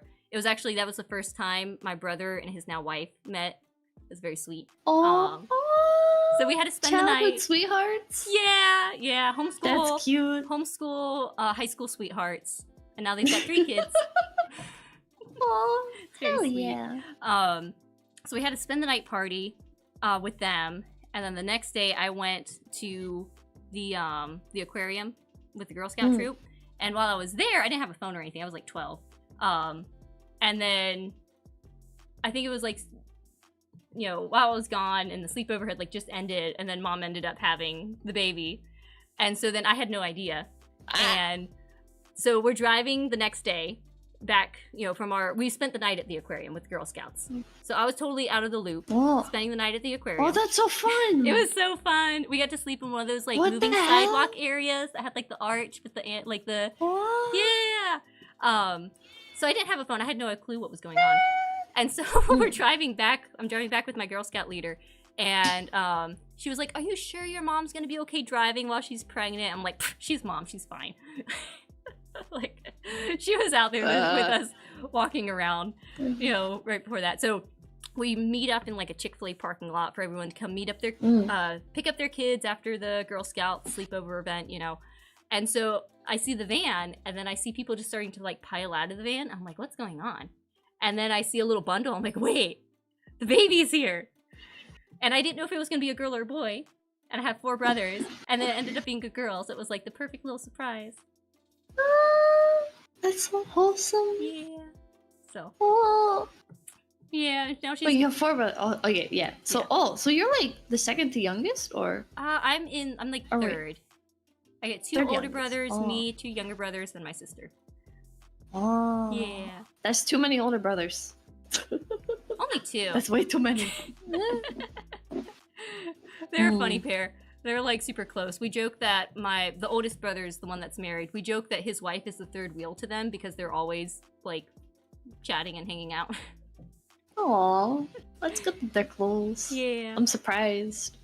I feel like brothers never get along. I guess it depends. I don't know. Another thing about being like homeschooled or our family dynamic is that sort of community spirit of, I don't know, we never, probably from like parents' guidance and whatnot, like we're together, we're all in it together. We weren't like only seeing each other at the end of the day after school when we're tired. We were always like being like, hey, let's do this together, let's do that together, you know. Mm. So I don't know. It kind of helped foster the relationship, I think, being able to just be buddies all through childhood. That makes sense. Yeah. All right, so That's sweet. back to horses. Horses. This is Chica. So the one isolated picture I think was when she first arrived, and then the when I trained her, when I brought her to the farm, I had her in we had like the horse trailer, and we made some just a handful of corral panels at the opening of the horse trailer, and that's where she lived for like the first 2 weeks. It's just that kind of small area. So then every day I would just go out and just kind of be in the pen with her and hang out with her and kind of interact with her, and then worked with her till I had this one really long lead line that I would just I put around her neck, and I didn't want to put a halter on because I didn't want to rely on the halter. I wanted to rely on my communication with her. And so I did. Someone in the beginning, when I was like chatting to people before the stream, mentioned Pirelli, and so that's what I did a lot of like Pirelli natural horsemanship stuff, which, or if we get to it, are some of the videos I pulled up. Oh, I don't know what that is. Pirelli? Oh, you hadn't heard of it? It's Pirelli natural horsemanship. And honestly, I haven't looked at a lot of like the other horsemanship things, but it's very like communication and relationship with the horse of how, and the different horsenalities and stuff. It's really cool. It's Horsenalities? Really cool. Yeah, horsenalities. I've never heard of any of this. Why? Okay, well, hopefully we can get to it. If not, maybe we'll need to make a part 2 stream where we just watch horse videos, horse training videos. Hell yeah. So so I had just a little lead line around her neck and did like the whole obstacle course with her for the Youth and Yearling Challenge. I remember when I sent her around the cone, like you had to stand at the cone and circle them and bring them back in, and then she picked up the cone and like played with it and then put it back down. Oh, that's so cute. And so I know it's simple, but like when horses pick shit up, it's the cutest thing ever. She lived in the trailer, or not the trailer, but like that little kind of round panel until she got used to me, and then she lived in like the side and front yard. Let's see, where's the next picture? You can see to the right, you can see her like popping her head in the house. I'm waiting for it to like pop up. Right now I'm still admiring her having like is that a sponge on her head? Oh no, there we go. It's a Santa hat. It's a Santa hat. Oh, what the hell? Okay, I see her poking her head, and that's so cute. Yeah, so she hung out. She's so cute. I love her. She's so pretty. So she hung out on the porch. And I had 3 months to work with her. Did the little challenge, and then on the left you can see she's just got like the rope and the halter on. And at one point I did train her to be comfortable in the saddle, but honestly most of the time I just have her like that with the halter and lead rope and just jump on bareback and walk around the pasture. Well, that's powerful. Her horsenality seems very silly. Her horse, she's like a teenager. So her horsenality, okay, so there's 4 horsenalities: right brain introvert, right brain extrovert, and then left brain introvert and left brain extrovert. So like, introvert extrovert, and then right brain, left brain. Like right brain's more kind of instinctive, flighty, left brain's more like, logical, kind of quizzical. So she's probably left brain introvert, which would be very kind of like curious, doesn't get like very spooky, but curious. She likes to get into things, look around, but she's also kind of like more low energy. So she kind of has the attitude of like, well, are you gonna make me? Like a teenager. So, is she the kind of horse where like you'll be riding her and she'll get upset over nothing, and you have to like get off and walk her maybe like a few feet? Yeah, like where she'll just kind of stop and be like, I'm done. Yeah, like she wants it to be her idea, and so you gotta be like, you have to work with them and be like, no, I'm the leader. Because a lot of times with her, horses. A lot of times like you'll work with them, and they'll be happy up to a point, but then they'll kind of be over it, and then you have to get past that point. That's definitely her. Yeah, I finally did go out, and I've been home for like a month or so now, but the free time I get I usually spend writing. But I did go out this week and play with her a little bit. I like to do a lot of groundwork, play with her, just like on the ground, doing like having her like come forward and backwards and do like kind of little circle games, and then she wasn't happy when I first got on her back, and I only had a little bit of time, so I kind of just like played a game of like leaning on her, or then kind of throwing my leg on her, just kind of doing this back and forth stuff to be like, look, it's fine. You don't gotta be upset about me jumping on your back. It's good that she warmed up to you and. Yeah, it was more her being like the attitude of like, I don't like this. So I was like, no, it's fine. You'll be fine. There's other like, so then the like right brain, especially like right brain introverts are the kind that get kind of catatonic, that they'll just kind of like shut down and get really, and then like explode. Like if they feel like they kind of like just shut down and then explode, or if it's like right brain extrovert, then they're more flighty and they're just super high energy and they're just like everywhere. And then I think the left brain extroverts also high energy but isn't as flighty, but they think everything else is more interesting than you are. So depending on the personality is like different ways to approach, you know, the horses for you know, how to work with them. You feel like this is like actually worked for you? Oh like yeah, definitely. Like I think Flicka was more probably right brain introvert. She like, I had to really take my time with her in some things to get her like comfortable and confident in certain situations. Whereas like if you took that same strategy with an introvert that was left brain, they would just get bored. They're not like, oh, I'm timid, I'm shivering in my boots, I need time to like, you know, build my confidence with this. You'd be sitting there doing those slow things with them, but they'd be like, man, I'm bored. I don't need this. So how would you train them? Let's see, for the left brain introverts. Yeah. Oh, that's kind of like Chica, where it's like You just boss them around. It's kind of like, I definitely have to stay focused. If I let my mind kind of wander, she'll kind of key into that and then kind of be like, I don't need to listen to you. You kind of have to kind of keep asking them things, kind of keep making it interesting. For, yeah, if they're introvert, you gotta kind of find things to keep them moving or show them like, nope, I'm asking you something, you know? The Pirelli method, it basically uses like pressure and release to teach things. So, I've heard that pressure and release method. Yeah. So like in some of the videos, I guess we can probably go ahead and, here, I'll show you the last couple slides and we'll pop over and I'll show you some of those videos. Okay. But yeah, so there's Chica. She's super cute. I love her. And then, oh, this is Anya. Some more pictures when she was a little baby. You can see her and her mom. Oh, and we call her Daredevil Adventure Horse because, as you can see, she decided to like walk into the tack room one day.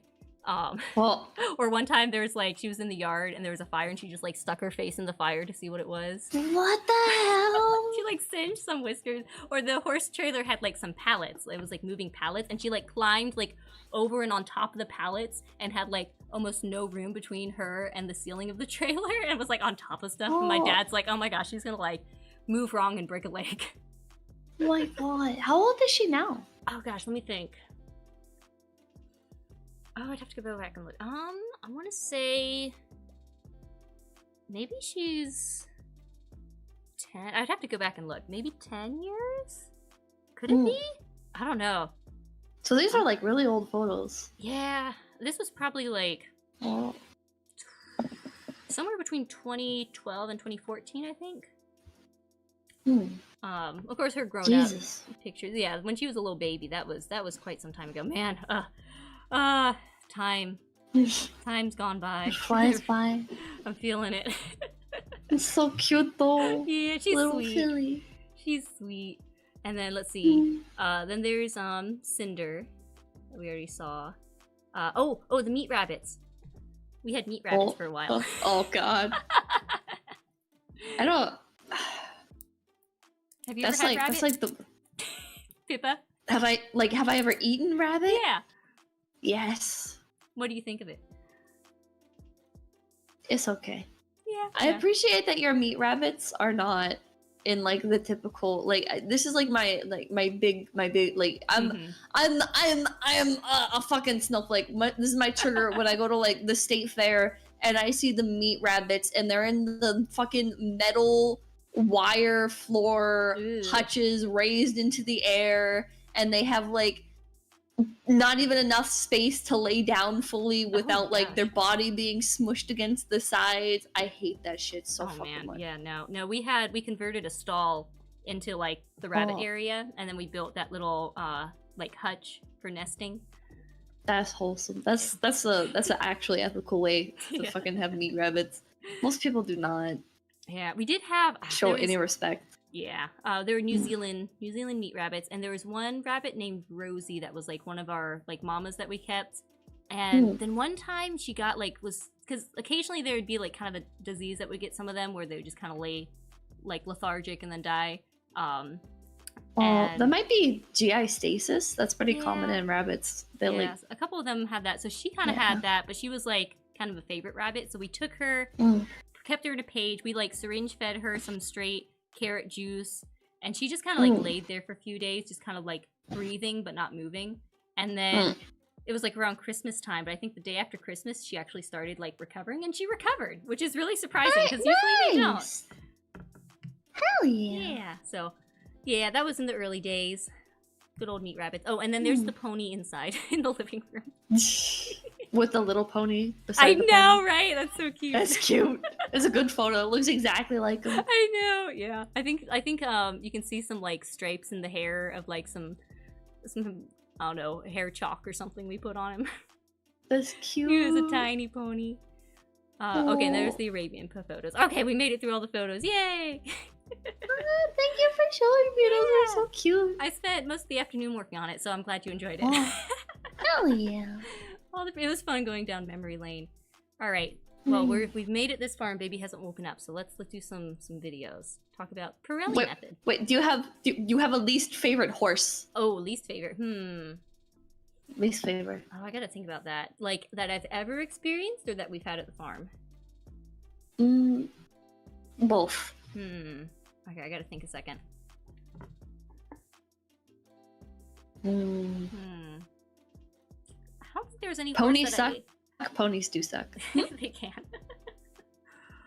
There was a horse named Dilly at the Girl Scout camp that had quite the attitude. I didn't like dislike him, but he was definitely kind of difficult. Also, I assume you did Western riding? A little bit of both. Really? I forget which. Oh, I haven't told you the Shire Farm stories. Oh, you haven't? Yeah. I don't know. Kind of. Maybe I leaned more towards English actually, because I like posting. I like posting and jumping. I got to do a good bit of jumping. You know, like you can jump without fucking doing English riding. I mean, yeah. I don't know. I think I preferred English for whatever reasons. Did you put on the whole outfit? No, I was in my pajamas most of the time. Oh hell yeah! Did you have an English saddle? Yeah, we had English saddles. We had an Australian saddle. We had Western saddles. I've never ridden a saddle without a horn on it, and I feel really? like I know you're not supposed to like use the horn for like literally anything, but like how do you get on without the horn? If you can't grab onto the horn when you're getting on a horse, you use the stirrup. You put your foot in the stirrup, and then you stand up in the stirrup and swing your leg around. I feel like I need shit. I feel like I don't have enough balance for that. I like grabbing onto the horn. I like putting a foot in the stirrup. You do lift up. You grab the horn, and then you swing your leg around. No, you grab the withers. You find like the bit of hair at the withers and kind of hold on to that. But then what if you like tug on it? I would feel evil. They don't really have nerves there. Like I don't think holding. No, it's never like anytime I've pulled or held on to the hair there. You know, it's the same. How do you feel about spurs? I've never used that. Nah, it's like okay. The only times I would be okay with spurs is if it's like a specific command where it's like you've taught the horse that it's like okay, when I, you know, maybe a more precise like when you feel the spur here, do this. Like you kind of more like just kind of like place the spur. If you're like kicking with the spur, I think you need a better relationship with your horse. How do you feel about crops? I think I've used them before. Maybe at the Girl Scout camp, like certain horses. Maybe there were certain ones that you used it with because they would be really stubborn, so you'd give like an extra tap. I guess it's how you use it. Like if you're just kind of wailing on them, then again, you're kind of like you're not even like at that point you're not really in charge. You need to go back a few steps to figure out why the horse isn't, you know, responding to you. Crops are I think crops are super fucked up. I love watching barrel racing, but like you watch barrel racing videos, where they're like flapping their hand back. Yeah, they do the starfish thing where they're like flicking their legs like up and down and shit, and they're like smacking the horse on the back nonstop with a car. You're like, oh my god. Yeah, no, I think the only times I used like a crop was like you're doing a riding lesson and the horse was kind of like putting up a bit of an attitude, so you give like a small extra tap as a like, hey, come on, listen, let's keep going, and then you'd stop.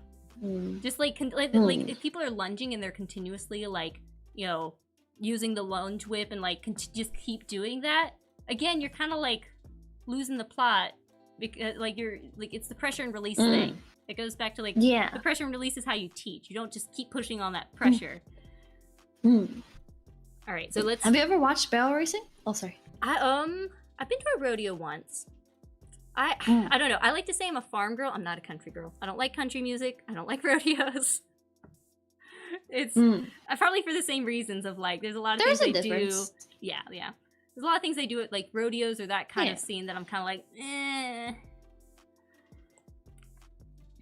I get you. I think there's like a lot of like people lump all country life under one umbrella, but there's like redneck, there's country, there's farm, there's like in the trees redneck versus like trailer park redneck. There's like it's very different. There's like small farm versus like big ranch.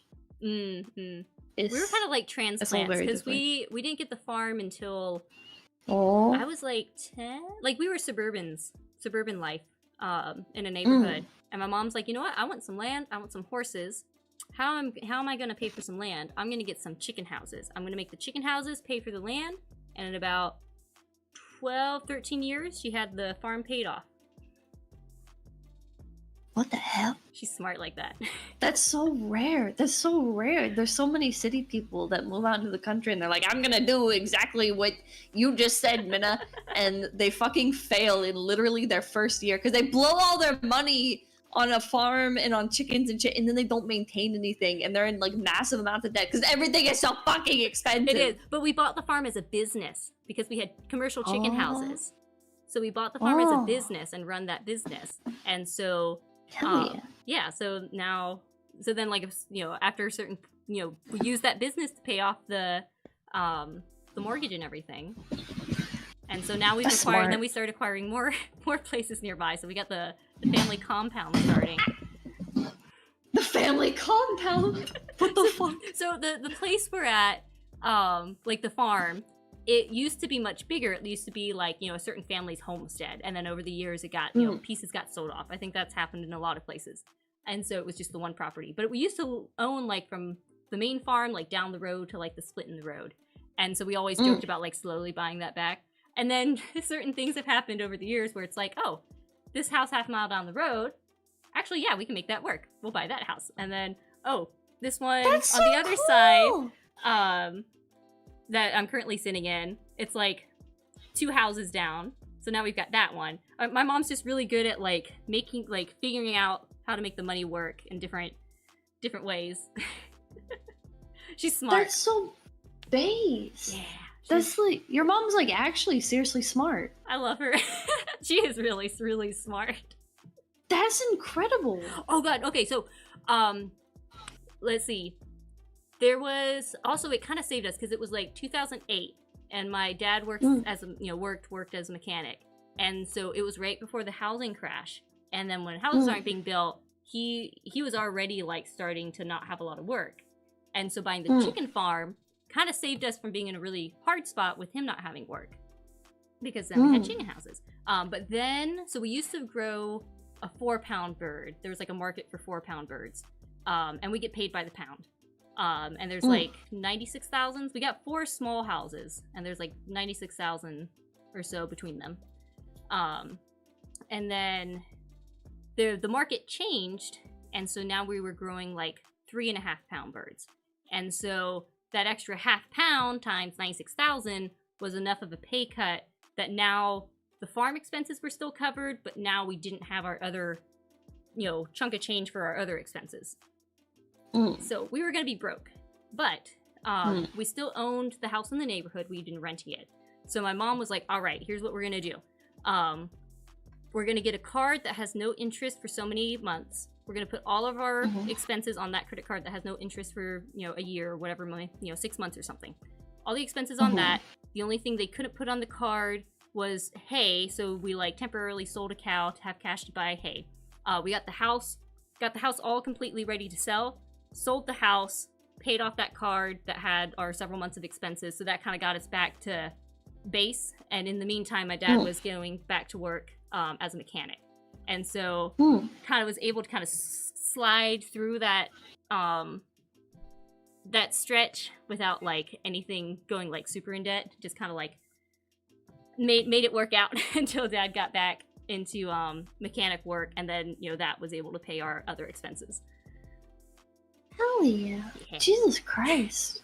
And I haven't even started on how good she is with kids. Like, even as a teen driving to dance, I would be like, I want to do like a parenting advice stream. Like, she's so cool. What is your mom like what's her backstory? Like what the fuck? She was a typical Gen Zer that was ignored by her parents. And she like had something to prove, or no, she's pretty like no. Okay, so I'll maybe I should just bring her on sometime again. I've had her on a couple times. I don't know. She grew up like she didn't have a chip on her shoulder or anything. She didn't have like the perfect family life. There's rough patches, nothing horrible. Yeah. She was just kind of very independent early on. Just kind of did her thing. I think right after high school, her and Dad had started dating her during high school. After high school, his family moved, and she decided to move down where they were going. So they got married, and they started, even just like from where they started to where they are now, I'm just gonna keep bragging on them. I think their first home was like, I think they gotten help or gotten gifted like a small little, or no, they had the land, and then they were able to like buy a small little trailer. However they had it, it was so that, they could start out really simple and not really have any debt. And so they kind of worked from that. I think maybe they moved to another place, like a small house. Ended up, when I came around, we were in kind of like a nice little neighborhood house. And then from there, ended up moving states, lived in the neighborhood for a while at that point, fairly middle class. Like, we always went thrift shopping. Instead of like going out to eat, we would, use that money to then get like an aquarium membership. Just very smart, very frugal, kept it simple. And then, worked up to now having the land and the property. And she came to visit me in Japan twice in the year I've been over there. So nice. Yeah. Jesus Christ, your I call her all family the is so time. smart. You're so smart. What the hell? Thanks. What the hell? I need to do it a parenting. I want, like, even as a teen, I was like, I need to write a book about your parenting advice, and I'll name it the anti-parenting book, because she's just very real and down to earth, and very like builds like a strong attachment and relationship with us, and like treats us as like you're your own little people, and so there's like a certain amount of respect there. But she's also very blunt. Like if you think of like, so gentle parenting is another term that's kind of all over the place. I think more accurately, it's like authoritative parenting, where it's trying to like communicate in a way where the main thing is you're still holding boundaries, but you're still kind of guiding the child like through what they're feeling versus just shutting down what they're feeling. So I don't know, she was on the bandwagon before everyone started talking about it. Anyway, I could go on and on about her. I call her like, especially with the kids now, I call her all the time. I'm like, here, FaceTime from across the world to help. Oh. She's got the grandkids like most days out of the week. She took my That's boys so over to the little lake awesome. beach today. I know. Oh. What the hell? I know. Oh yeah, that's why the homeschooling works. She led the kids. Yeah, I guess so. Yeah. Anyway, I could go. Man. I could keep bragging on her, but we could keep doing some horse videos. Horses. Yeah, horses. Okay. So let me. Sorry. yeah. Okay, let's see. Bum. All right, I need to screen share this to you. Oh, and they listen to all my streams. My dad listens to my streams while he washes dishes. He'll listen to the VODs. So they'll hear all of this. That's so wholesome. Hi, Minna's parents. You guys seem really cool, and you raised a really cool daughter. Aw, stop. And the son that popped in, that was pretty funny too. It seems funny. Oh yeah. That one's I gave them all. I named them all flavors. Oh hell yeah! I think in What flavor is he? I named him Rocky Road Ice Cream, so I call him Rocky. Oh, He's the second brother, and then the oldest brother is Vinny. I forget what flavor he was. Vinny, what flavor is that? I don't know. We came up with Vinny. Vinegar, I guess. I don't know. Maybe vine sauce flavored. Let's see. What the hell? Let's see. How do I? Let me screen share this to you. So there's that. Let's see who else. I named one of the brothers is Bean, and then one of them, the one that milks the cows the most, he wanted to be milk related. He ended up as Milk Dud. Milk Dud, that's cute. And then my sister is Chicken Tender. No, that's a good name. I think because like we have the chicken houses, so she doesn't actually take care of the chickens, but she tends the chickens. So Chicken Tender. Oh, here we go. Okay. That's awesome. I think I got that going. And then my mom is Graham Cracker, and then my dad is Popsicle. That's cute. Oh wait, no, I messed up. Okay, hang on. Let me fix this screen sharing. Oh, we can also do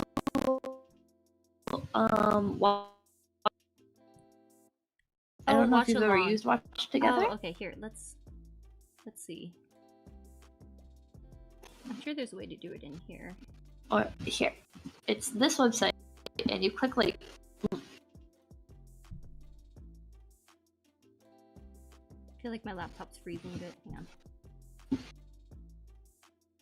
Watch Together is a little bit less intensive, because it's just pulling the YouTube video and syncing it at the same time. Oh, okay. Here, let me try and stop this screen sharing. Come on, computer. Come on, computer, you can do it.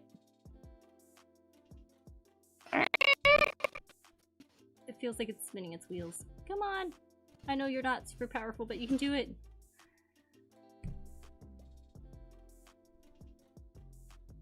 Oh, the Shire. While I'm waiting for the technology to catch up, if you can still hear me, I can tell you the Shire Farm stories. Huh? So, I got sort of like, I think it was between the ages of 15 and 17. I got hired to go over to this farm and help brush the horses and just groom them, because there's this old man that was the grandfather of the lady we knew, and he was this old guy in his late 80s that went out there every day to bring the horses in and groom them, and he was walking with a cane and everything. Oh, here. Computer. Thing's freezing. Uh-oh. Uh-oh. Something seems to have happened.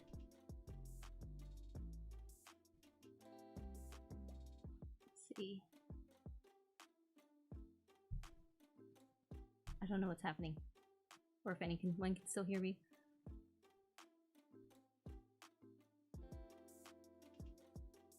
Hello, hello.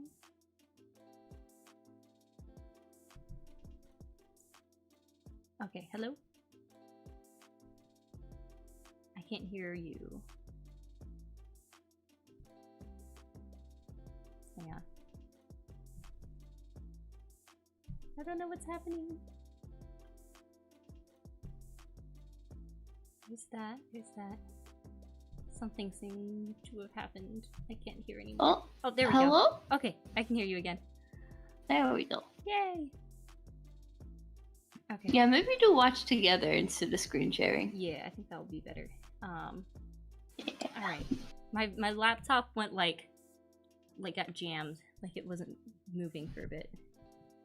Oh, Alright, but I think it's working. that happens. Yeah. We have a more powerful laptop. That's like the gaming and streaming laptop, but that's more Milliardo's laptop, so I just brought my own laptop instead. Alright, come on, thing. Come on, laptop, you can do it. Alright, were you able to hear the start of the Shire story? Oh, here. Could I go to bed again? Oh, no.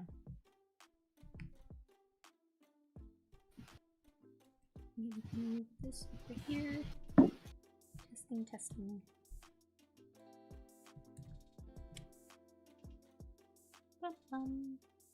Create a room. So what's your favorite horse, Pippa?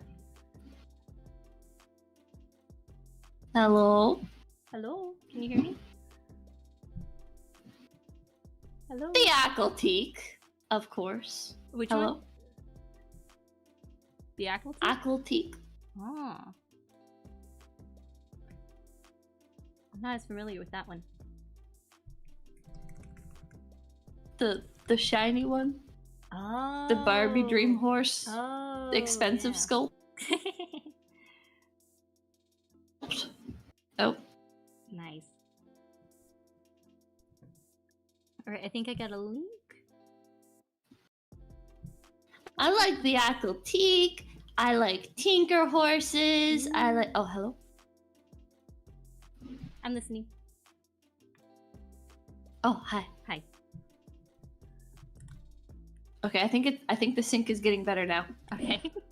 A little bit, maybe.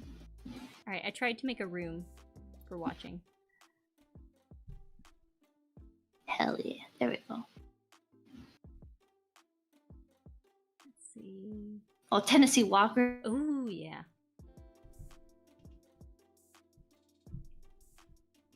Those ones are cool. Have you ever ridden a Tennessee Walker? I don't. Tennessee walking horse.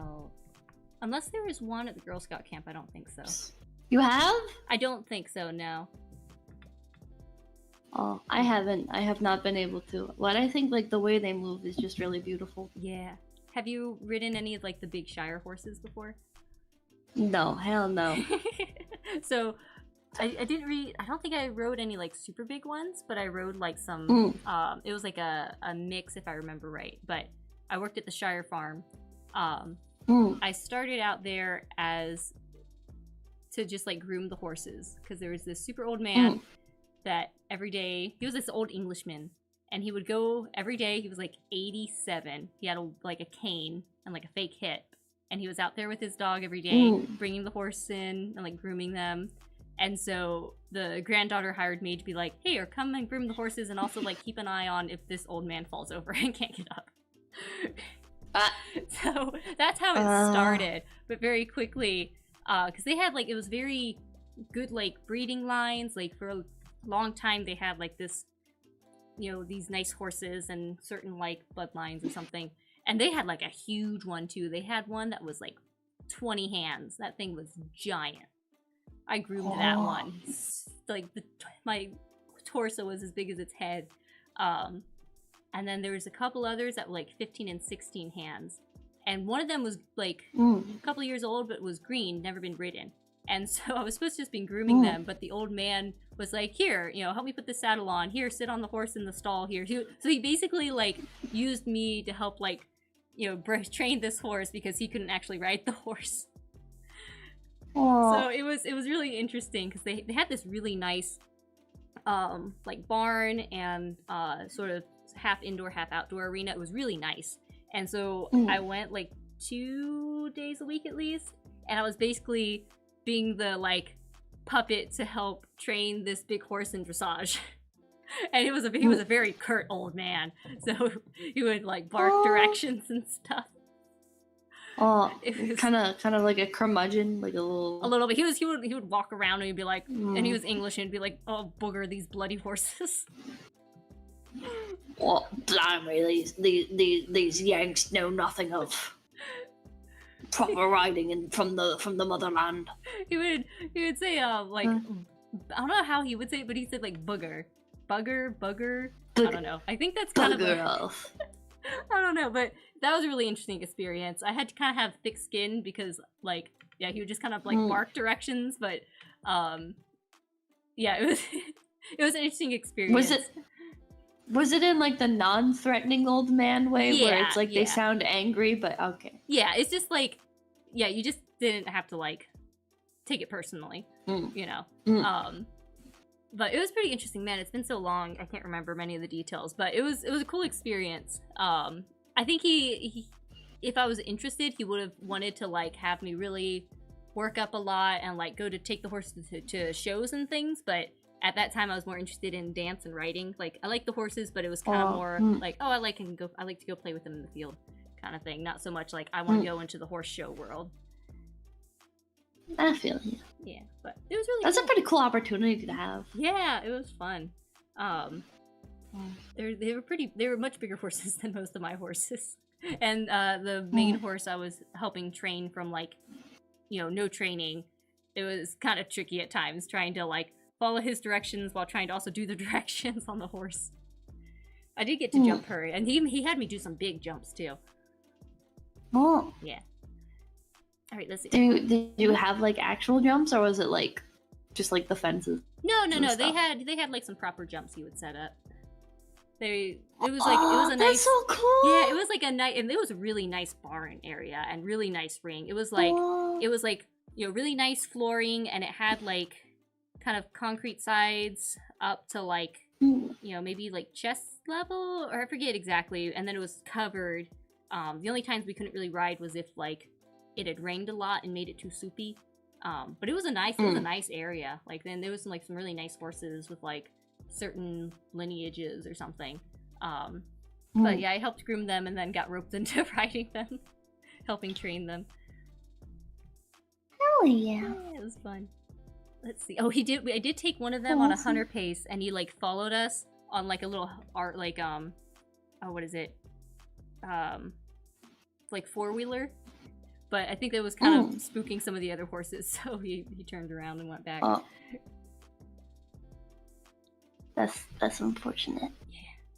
It was a little bit kind of like I don't know about following on a 4-wheeler trying to follow horses. All right, I think I have the link.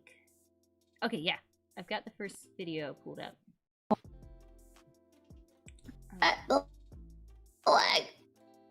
Let's see. Okay, wait, how do I'll have to like start it in OBS at the same time as I start the one we're watching? Or maybe maybe I can... Hello? Oh, hello? Hello? Oh no, is it... Hello? Hi. Hello? Hi. Cutting out again? Oh, hi. I don't know if it's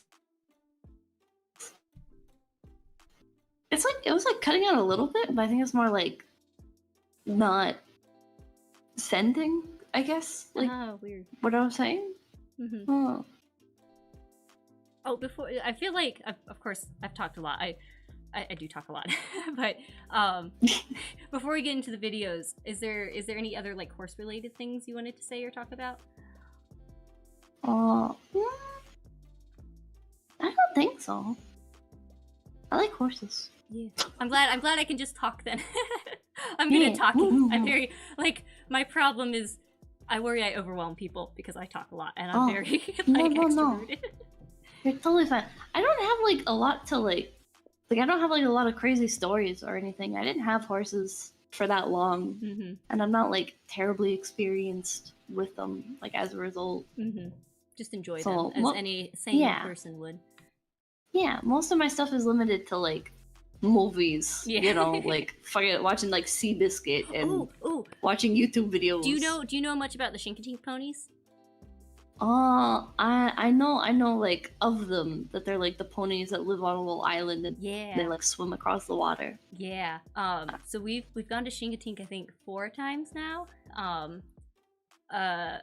A friend vacations there, and so we like started joining them, and Oh, it's so cool. I've like my mom went for the pony penning because she's always wanted to go see the pony swim.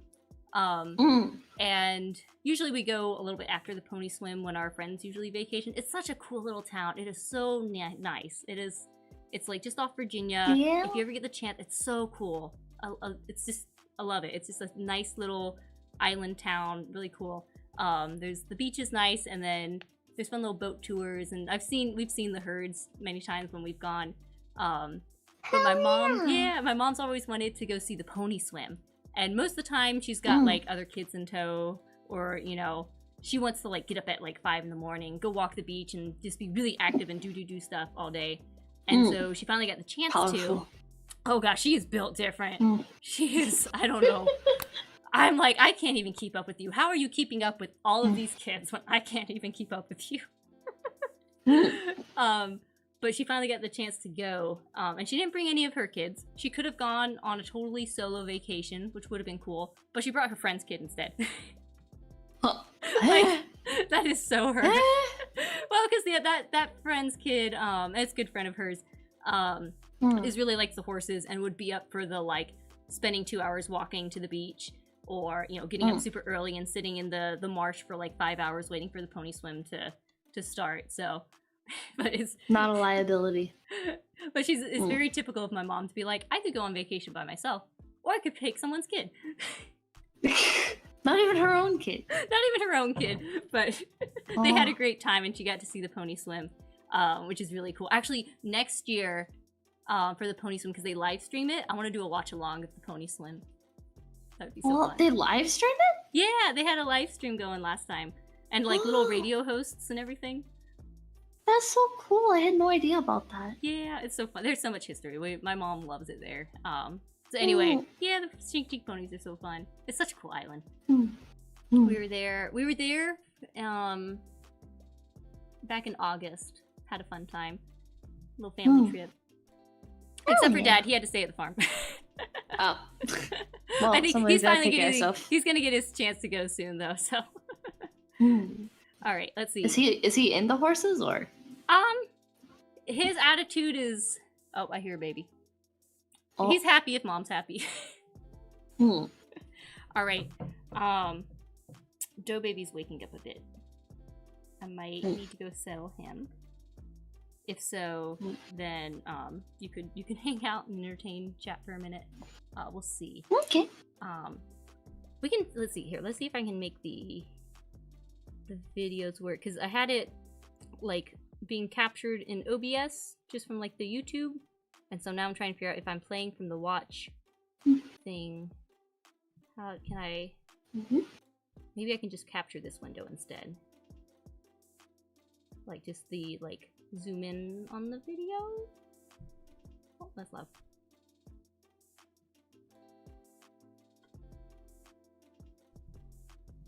Okay, I'm gonna try something really quick.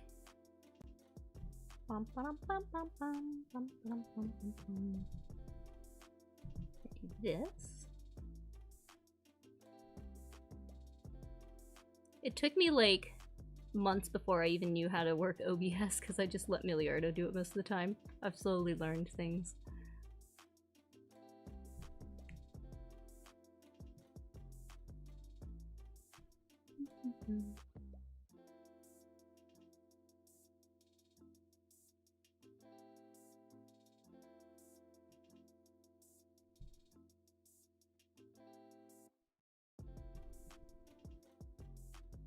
Maybe.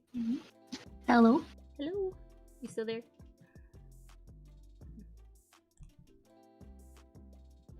Testing. Hello?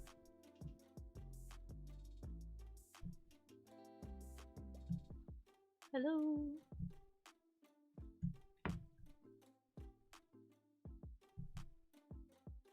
Okay, hello?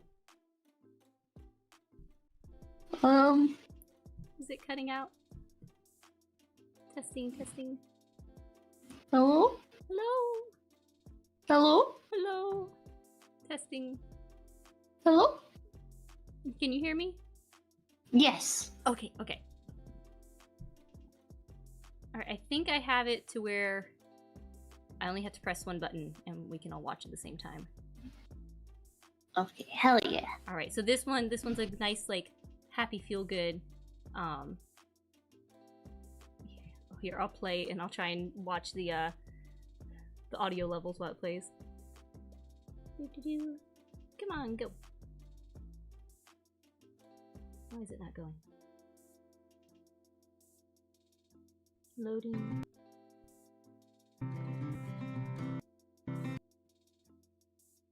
It's being very laggy.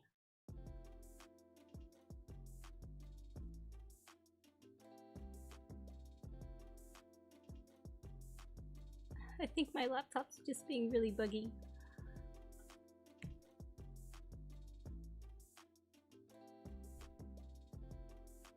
I can't hear you if you're talking.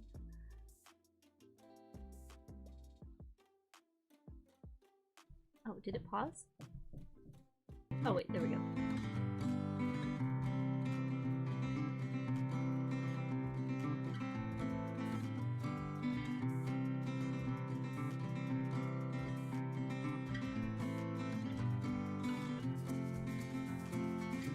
Or Might be a bit loud. mm-hmm. Oh wait, I need to stop BGM. Oh, hello? Hello, can you hear me? Testing. Hello? Hello.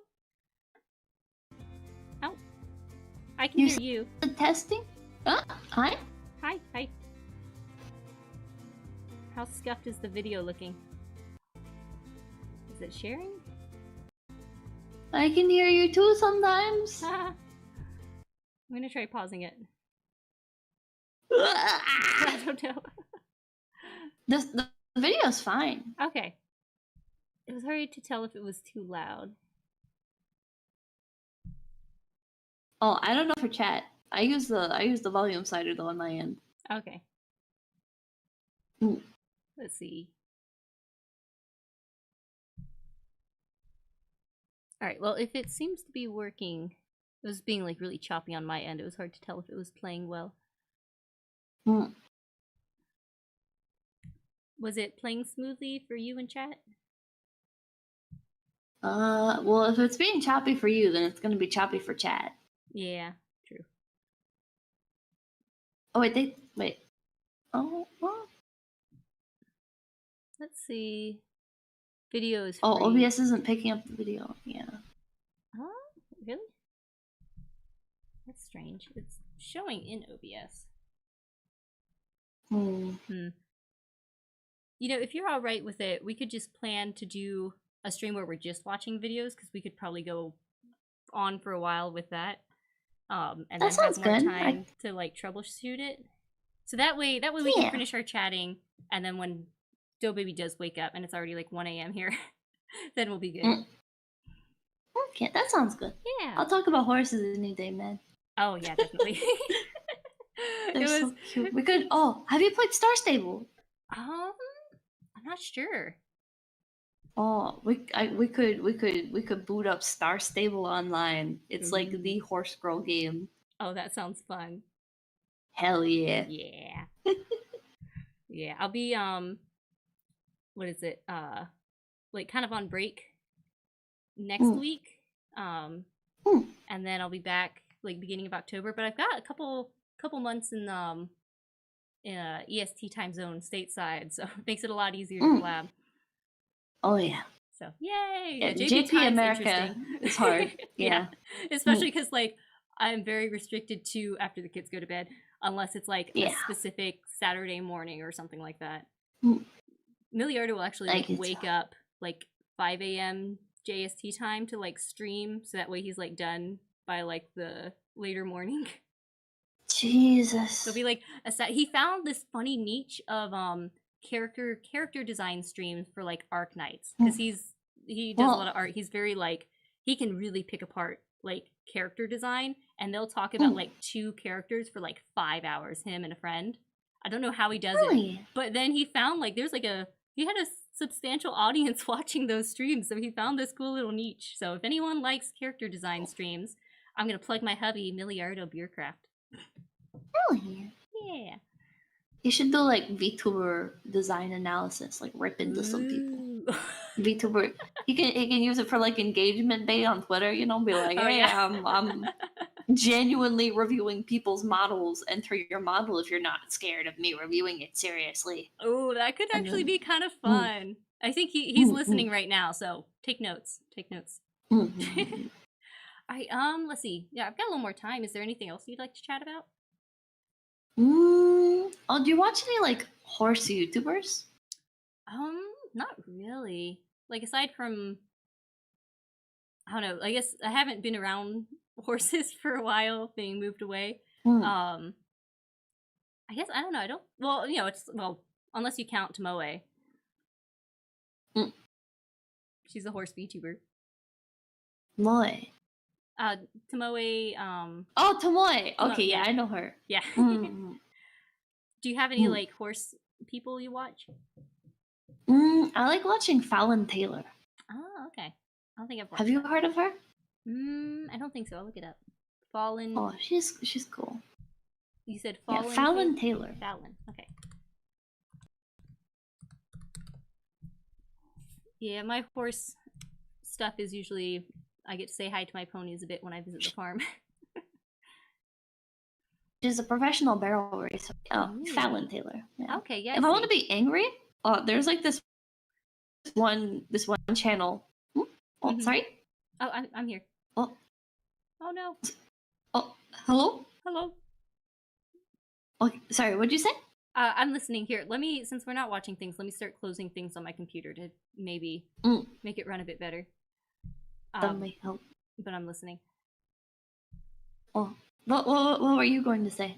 I don't think I had anything I was saying. I think I was making some noise of agreement.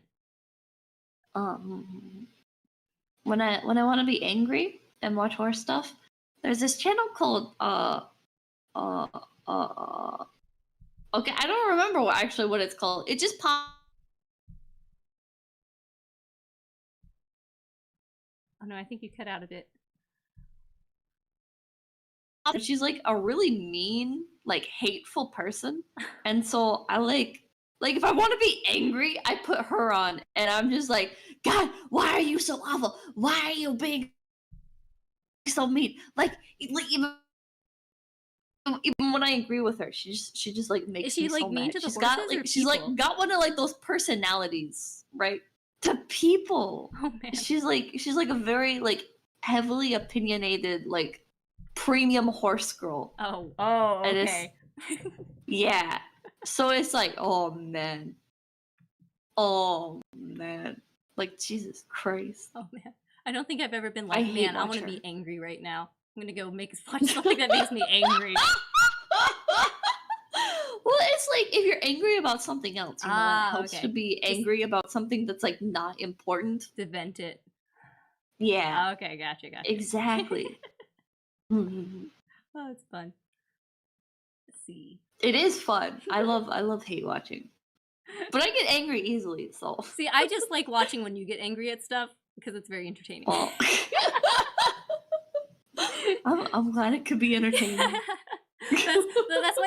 the advantage of JP time, is because your streams are like kind of late morning when I'm washing dishes. So it's easy to listen then, whereas like when it's 9 o'clock, it's like getting the kids to bed. Oh. Well, yeah, I feel like, does that mean I'm like part of your routine? Here and there. I'm really bad at having like strict routines, but if I'm like doing chores and stuff, I want to listen to something, I'll look to see like who's live. Is Pippa live? Who's live? Hell yeah, that's kind of how I am too. Yeah. Like I can't consistently watch literally anybody, because even like channels that I really love, it's like I need a break from you. Yeah.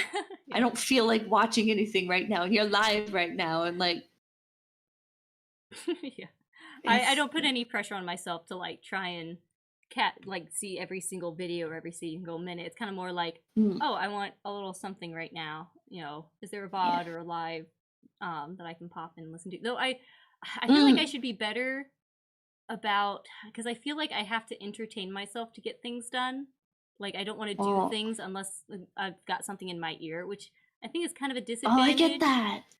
I want to be able to be stronger than that, though. I want to be able to you know, just have music, like, because then you have your phone in your hand or nearby, then you kind of end up on it, and it's like you also need to, you know, it's one more thing in the noise and distraction in the house with the kids. Where it would probably be better if I just like put a record on the record player and focus more on the task and like knock things out instead of probably getting distracted. It's like your 10-minute chores turn into like 15 to 20-minute chores because like you're spending all that time like fiddling with your phone, like setting up the finding something or wanting to watch a couple shorts first, or it's like I need to be stronger. I need to be more okay in not being entertained all the time. I need to let because the other thing is, you know, being a writer, kind of been on break since I've been kind of busy with kids, but I want to get back into it. But as a kid, as a teen, I had lots of time in my mind, whereas now I'm constantly putting things in my mind. I need to give my mind more space to breathe and kind of think about things and like be alone creative with your thoughts. Which I know is scary for a lot of people. I'm trying to be like, I'm not scared to be alone, but I get bored and antsy. I get you. Yeah. Sometimes it's like you literally just like need something, and if you don't have it, then it's like you're just going to be restless and miserable. Yeah. Music goes good. I feel like I can focus better with music. Though I do like streams because I use them as podcasts. I just always have I don't think I ever like consistently like watch the screen. I'll like pick it up if I want to see something or if I'm going to type something, but otherwise it's a podcast. I get you. I guess for today, then we can probably wrap it up. I had a pretty good stream here. Yeah, it was so fun. Thank you so much for joining me, Pippa. It was a lot of fun. Thanks for listening to all my ramblings and talkings. It was fun. Your family is so cool. Oh, thank you. They're all fans, so, or most of them. I don't know. I know the brother that walked in before. He listens to you. And of course, Milliardo's the one. You know, the very first thing I knew about you was Pippa the Ripper, because we were on a road trip and Milliardo was playing. Oh my Pippa the god! Ripper. And I was like, oh, this is. At first, I laughed. I'm like, oh, this is such a silly song. But then it kind of grew on me. I showed it to my dad and then my sister, and they both liked it. And the best part is that both kids, each time I played the song, my kids started dancing. Oh my god! It's a good song. I like it. Well, if the kids like it, the kids like it, it's Doe Baby and Doe Kid approved. It's my god. It's a good song. It's funny. Milliardo, he doesn't watch a ton of streams. He likes the VTubers for the clips and the music. So that's kind of, and then he'll be like, "Oh, this is my the iPhone." I think you commented on his tweet. It was really funny. We were getting new phones back when it was the iPhone 14 was coming out, or 13 or whatever. Whatever the top one was, he was like, "Oh, I remember Pippa doing a rant about like, oh, you know, I don't like this phone." So he got the like 13 or whatever because he's like, "Oh, I like the camera." And then he listened to the clip, and it was about these people just want the phone for the camera. Something like that. So then he took a piece of paper and he drew a Pippa and put it in the back of his phone. Like doing like a smirky face, like laughing at him. So he bought an iPhone? Should know better. Yeah, he's an iPhone user. I'm an Android user. He's always been iPhone. I figured you would be. You seem like a smart, practical person. Yeah. See? I don't know. I guess he's used to iPhones, so he's always had iPhones. And he was, like, we hadn't gotten new phones in a long time, so he was getting a new one. And, like, partly base which like generation he was gonna get based off of your clip, and then watch the clip, fuck? and was like, oh, she was just talking about the camera, which was, I don't know, maybe I should have him tell the story. Oh, and then the car in Japan has, it was like a 10-year anniversary one, and it's got little rabbits on it. It's really cute. So he calls it the Pippa car, and he got an axolotl to put in it. And some like little hair, like a little earbands with ears on it to put on one of the headrests. So like, finally a good decision. All right, maybe I'll forgive the iPhone usage.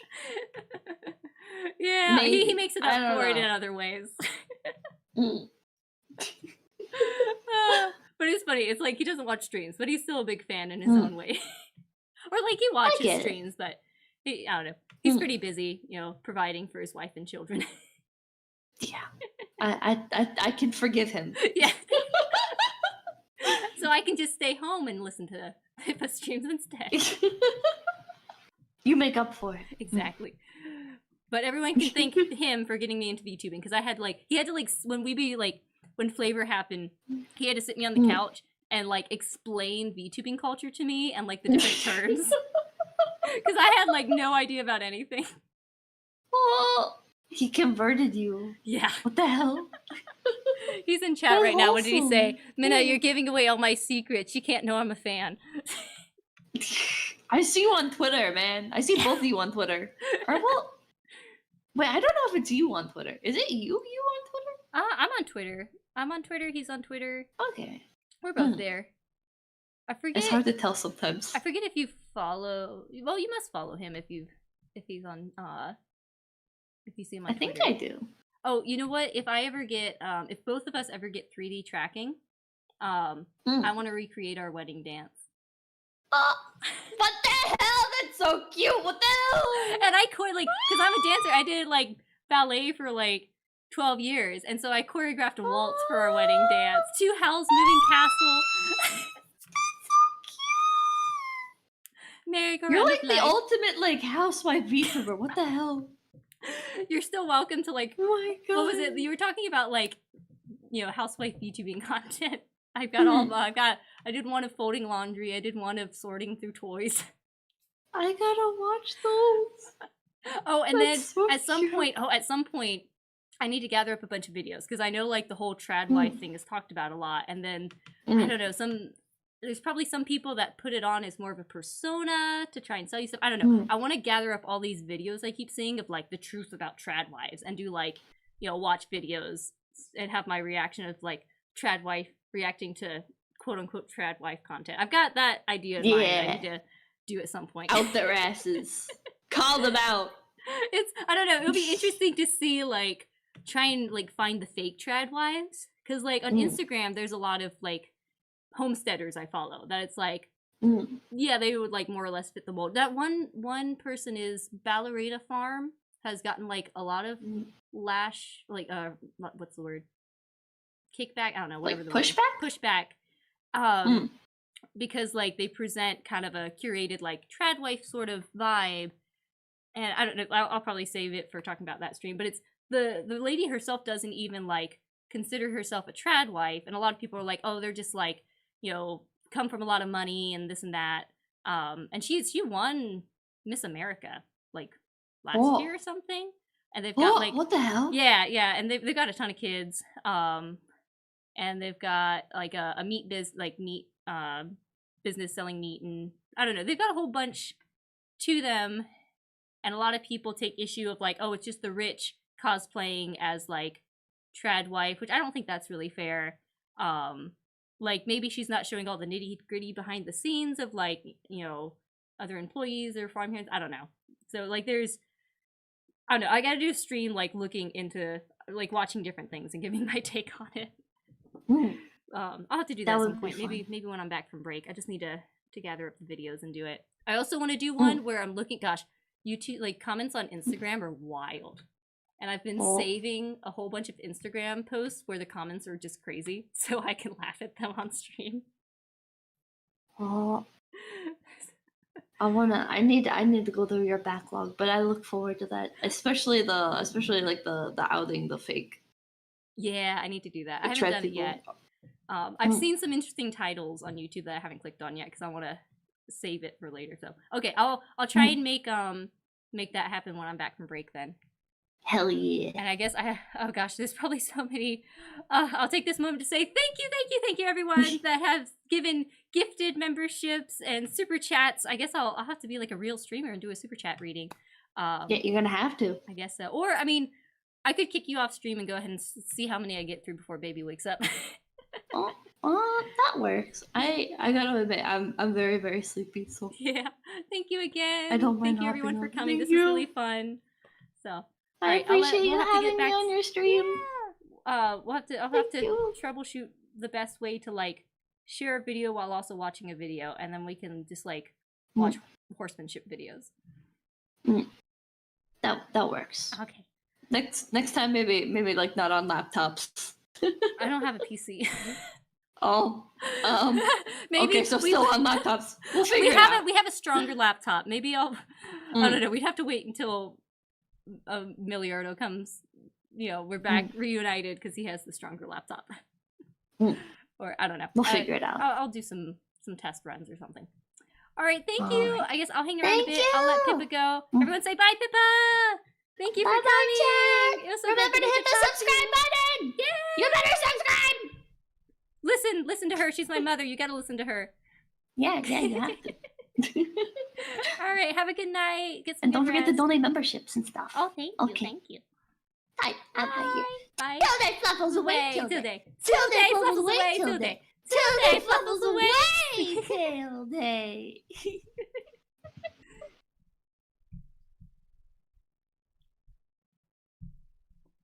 All right. Woo! Now it's just us. All right. All right, I guess let me see if I can pull up all the super chats and whatnot. Here, I'll make myself a little bit bigger too. Let's see if I can adjust it there. Okay, hello! All right, let's see. You guys are awesome. Thank you for joining and for sticking out through some of the stuff. Let me see if I can figure out where the super chat list is, and then try and read some super chats and thank people. And I'll probably just keep going until baby wakes up, and then I'll have to go. I'm surprised he didn't wake up. Usually, like once a stream, he wakes up, and I have to go nurse him back to sleep, and it's like a little pause. But all right, let's see here. Let's go.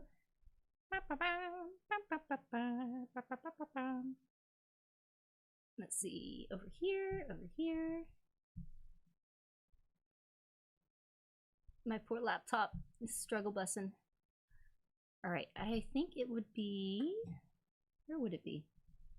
I don't know where the super chats go. Let's see. I think I need to go over here. I can turn on the BGM again too. There it is. Alright, there's some BGM again. Yay! And then I go over here, I think. Over here. And then let's start with thinking new members, I think. Would be the easiest way. Is it? I don't know. Actually, I'm not sure which is the best. What's the best way? Stream Elements probably has something. Oh, maybe I should have anticipated this. Let's see. I bet there's... Oh wait, you know what? I bet, actually, let me try and... I know what I can do. I could do this. And then I could wait for it to load. And then I could do... I'm really good at this streaming stuff, as you guys can tell. Somewhere. Where is the thing? Oh, I should have asked Pippa before she left how to find the super chat list. Oh wait, no, I think I go here. Okay. there, and then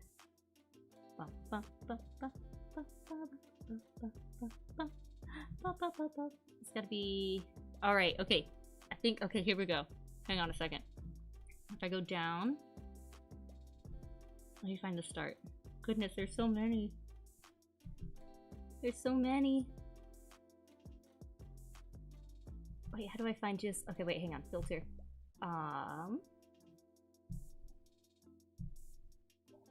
We got community gifts. We got that.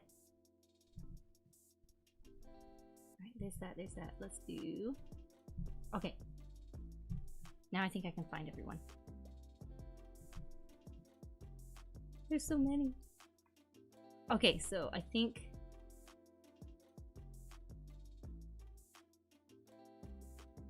my brain's freezing. Ah! Okay, that's too confusing. Ah! Okay, you know what, maybe... I don't know.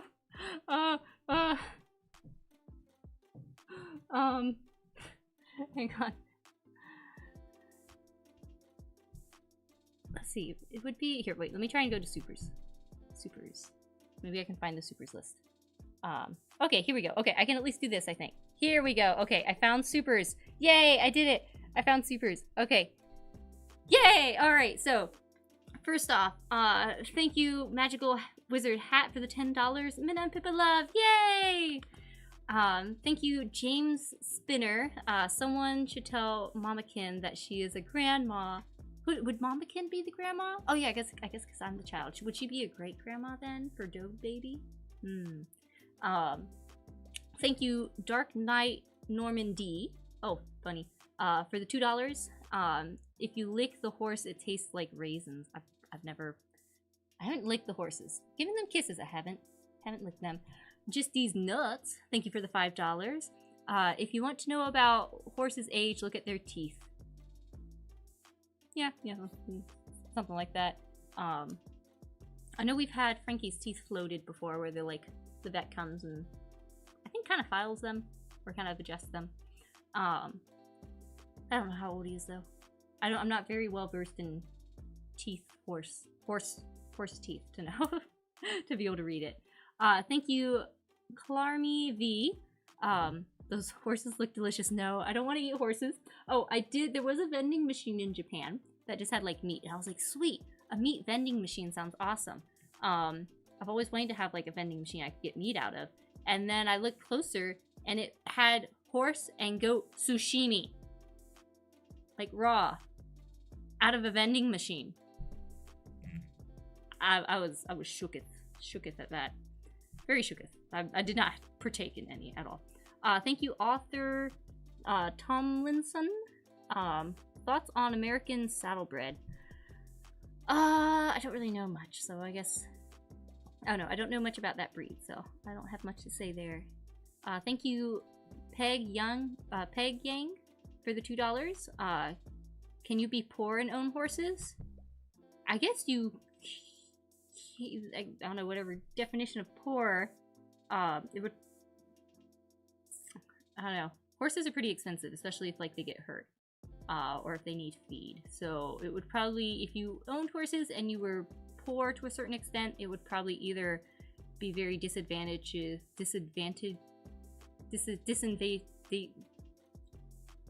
it would probably not be good for either you or the horse. One would probably need more that it wasn't getting. I don't know, depending on the definition of poor, I guess. Thank you. Oh, I don't know how to say this. ACMO7LAOL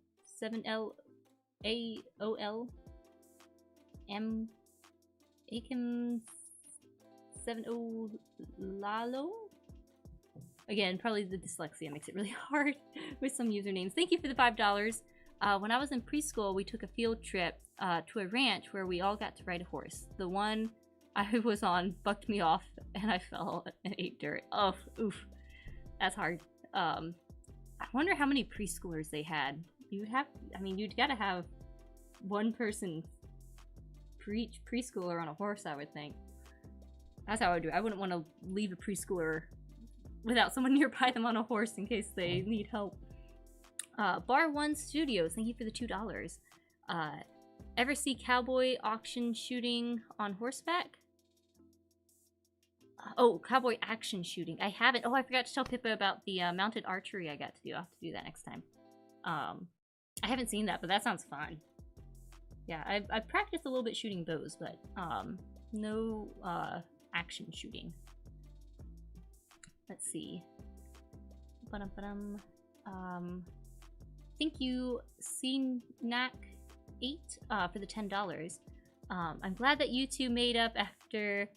Yeah. Thank you, Weird, for the $2 Australian.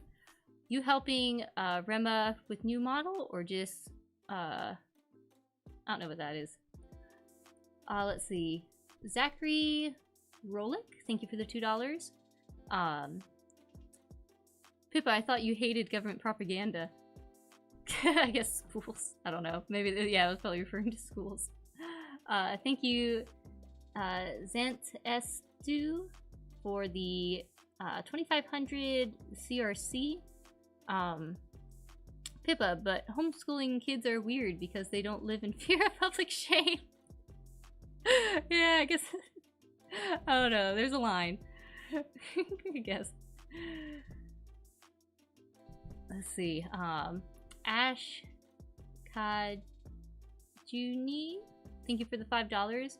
Homeschooling, if done seriously, is great. Public schools suck. You can learn to socialize without testing prisons. Yeah, there are plenty of ways to socialize for sure. And there's also the joke of like, oh, people are like, oh, they need to go to school to socialize. But then when they're at school, they're told like, you're not here to socialize, you're here to learn. That's the joke anyway. I don't know how true that is. Let's see what else. I'm not able to have the ongoing chat here. Maybe I can pull the ongoing chat on my phone. I'm just sitting on a little laptop. Maybe someday I'll get a proper PC setup. Let's see. We got stronger laptop, but I don't have that laptop. Here, let me see if I can pull up chat so I can see it a little bit as I read.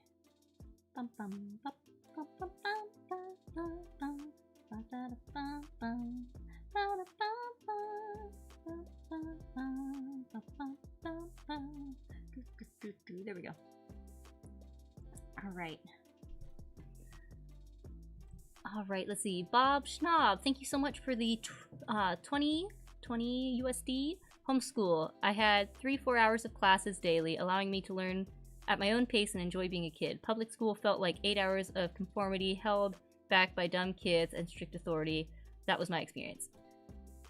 Yeah, I think that's probably accurate for a lot of people. Yeah, for like the actual like schooling part, you only need a handful of hours if it's like one person working on it. Whereas in the school, it's just logistics. Like it's just the nature of it that has its limitations of you've got so many bodies and so many people to deal with and move around that the logistics take up so much of the day. Whereas if it's just like the individual kids and their parents, they can focus on just the schoolwork, get it done, and then move on and have the rest of their day to, you know, have the time. Like you never get time back. So I really appreciated having that time to be able to do things outside of schoolwork, where it wasn't just like my whole day taken up by it.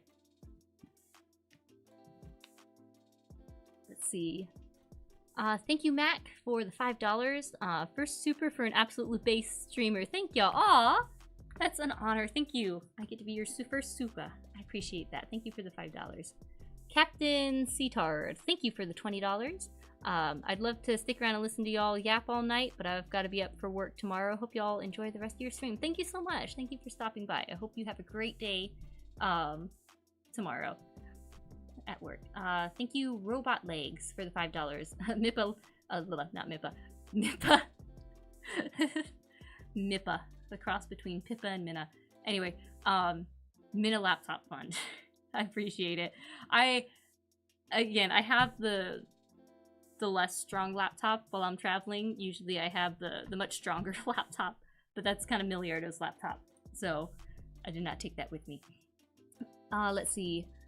Thank you, Malcolm Ling for the $2 Australian. I too enjoy getting recreationally angry. It is funny.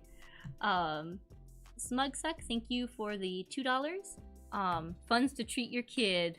Flavor Love, thank you. We'll find something fun to do for sure. Thank you, Arc Light, for the $10 Australian. Thank you for not pressing charges against Pippa. Sure. And thank you, Kenny Koda. Arigato gozaimasu for the $100. I think this is my first Akasupa. Thank you. That's an honor. Thank you. All right, that was all the supers. Okay, that wasn't too bad. All right, let me see if I can find members, especially people that gifted memberships. Will it show up? I think Streamlabs might be easier to see that. Let me check over here. Bum, bum. Or Stream Elements. I have Stream Elements. Alright, let me try this. Turn off that. Alright.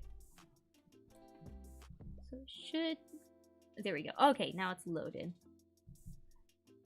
Let me come down to the beginning. Alright. Thank you so much to McJack for gifting... How many memberships was that? 5, I think? Oh, my thing's not working. Why do you do this, computer? Why are you spinning in circles? Or how much was it? Oh, I can't tell. I can't tell how much he gifted, but it looked like a lot. Thank you, McJack. MacJick, or Majik? I think it's Majik, not McJack. No, that was no. Sorry, that was a while ago. Never mind. That was a while ago. Let me find today. Ah, here we go. Okay. So, thank you so much from Dr. Lolime. You guys should check him out. He's cool. For the 20 gifted memberships. Thank you so much to my bro, Brolime. And then thank you to let's see, Anshin,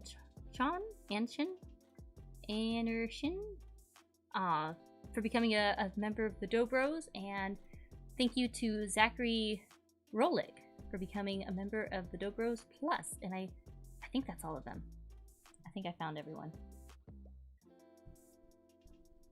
I think. Hopefully. I figured things would... Usually my streams are just like, oh, just chit-chat for a bit. I figured it'd be a little different. I tried to be prepared. I tried. Alright, let's see here. But I think I covered everyone that gifted and everything like that. Yes.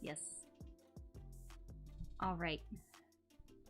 Well, I think we covered everything. How's everyone doing tonight? It's pretty late. It's 2 a.m. That's kind of my bedtime usually. It was a fun time. Thank you. I'm glad. It was so fun. It was so fun getting to chat to Pippa. She's so cool. So, I guess we'll get to chat again about horses. It's easy to talk about horses. I can talk and talk and talk. I guess that's why I'm a VTuber. But I hope you guys enjoyed it. I guess I can, I'll wrap up. Let me see if I can find a raid before I kind of sign off. See who's live. It's so much easier finding people now. Oh wait, I see something else. What was that? Come back. I see, oh, more members. I see Imperial Cavalar VODs. Welcome to the Dobros. Hello. And then I see I think Zachary Rolick I already saw. Yes. Welcome. I think, yeah, I'll have to plan some more members content for October. So that'll be fun. Maybe I'll make a community post for all the new members for some more ideas. I hope to, for some of the membership stuff, I hope to do some sort of instructional things as well. Like if you guys want some more in-depth, like talking about broth or sourdough or like homesteading, things like that, I would love to do that there for sure. Do some drawing streams, do some watch-alongs. I'm happy for that to be kind of guided by you guys. Once I have the gaming laptop again, if you guys have like certain games you want to see me play, that'll definitely be a place to do that in the memberships. So that'll be fun. But yay! Alright, yeah, I was finding a raid. Let's see. Bum bum bum bum bum bum bum bum bum bum bum bum. But yeah, it's so much harder finding raids when I'm JP time, when it's like middle of the day in most places in America. Let's see if we can raid here. Hopefully it will send. I know raids have been kind of weird, but Donna Darkstar is playing Fallout, so we could raid her. All right, let's see. I'm still kind of hyped up. Dyslexia maxing is a move. Hey, but you know what? Despite my dyslexia, I can still publish books. See, so it's like, I like to say I can't read or write. Well, I can read and write, you know. It's like, I can't read or write, but I can tell a story, and the rest gets, you know, buffed out in editing. But I can't read and write. It's just, you know, sometimes it needs a little extra editing to make sure I didn't, you know, mix up words or, you know, something like that. But yeah, so glad homesteading is starting to make a comeback. I think it's for real. Like, a lot of people have that feeling of like, oh wow, I really need to be able to source and grow my own food if I want to have any level of like significant nutrition and like good health. Without this, it's, you know, it's so hard to find good quality things. But oh, you're ending the stream? I just jumped in. I'm kind of wrapping up. I should probably end while we're all feeling good, and I should probably wind down. I'm still very wide awake, and it's 2 a.m. so I probably should end and wind down and get some good sleep for tomorrow. So yeah, this was really fun. I was really excited for this. So hopefully we can do this again. I hope to see more of you guys around now that you've gotten to come meet me. But yeah, I guess a little bit more about me for anyone that doesn't know. Most of my content is very like chill, wholesome content. I've been doing a little bit of drawing. I do some games here and there. I'm really not a gamer though. At some point I need to do a playthrough of Hollow Knight, but I'm not a gamer. Sometimes I try and do like some baking and bread content when I can. I like doing just kind of like chatting. Maybe like Milliardo and I have done some like relationship advice streams, which has been fun. I'm definitely gonna have like my mom on to chit chat. I gotta get my dad on stream. He's been on for the Apples to Apples game, but I gotta get him on and just like do a Q&A with dad. It would be fun. So yeah, just chill, hanging out, doing lots of fun stuff, talking about things. Hollow Knight is kind of hard, not gonna lie. Yeah. I played it a little bit at one point, and I just had Milliardo beat the bosses for me so I could explore. But I'll try and do it on my own. But yeah, there's some like, there's some retro games that I want to play at some point. Of like random ones. Alright, I should probably stop talking because the 40k gaming collab was great. Oh yeah, we did a little bit of Rogue Trader, Milliardo and I. We should probably do some more. But yeah. Alright, like I said, I could probably just keep talking forever. So I should say that for another stream. I don't really know what else to say. I should probably make myself go to bed. Yeah. I'm probably a little extra hyper today. But that's okay. That's okay. Oh, and some karaoke. I like singing. So I've done lots of karaoke's. So yeah, things like that. All right. I'm gonna make myself stop talking. Usually there needs to be like someone. I just keep talking. I can never stop. Thank you, Minna. Good night. Thanks for the stream. I loved it. I'm so glad. I'm glad you guys liked it. I'm glad Pippa enjoyed it. I worked really hard on those horse slides. I didn't think we'd spend as much time going through each horse, but I'm glad she enjoyed it. Hopefully next time we can figure out the watching a video in a way that makes sense. All right. I'm gonna make myself stop. I need to sit and calm down because my extroverted energy when I talk to people. I just get like really hyped up. I get like energized talking to people. So I gotta calm down. Minna fluffles away. Yes. Okay, here's my sign off. Everyone ready? All right. thank you again, everyone. Thank you for the memberships. Thank you for the supers. I'll put money towards. I'll probably get a proper PC setup at some point. Usually the laptop does pretty good. It's pretty strong, but all right. I need to stop. I'm just gonna keep talking. All right, I'm over here. All right. I must calm. I am calm, like the wind. All right. Oh, I should do some ASMR sometime. Anyway, thank you again for joining. This was so fun. I hope everyone has a good night or morning or wherever you are, and a great day tomorrow. It's getting close to the weekend. All right. And until next time, stay fresh, my friends.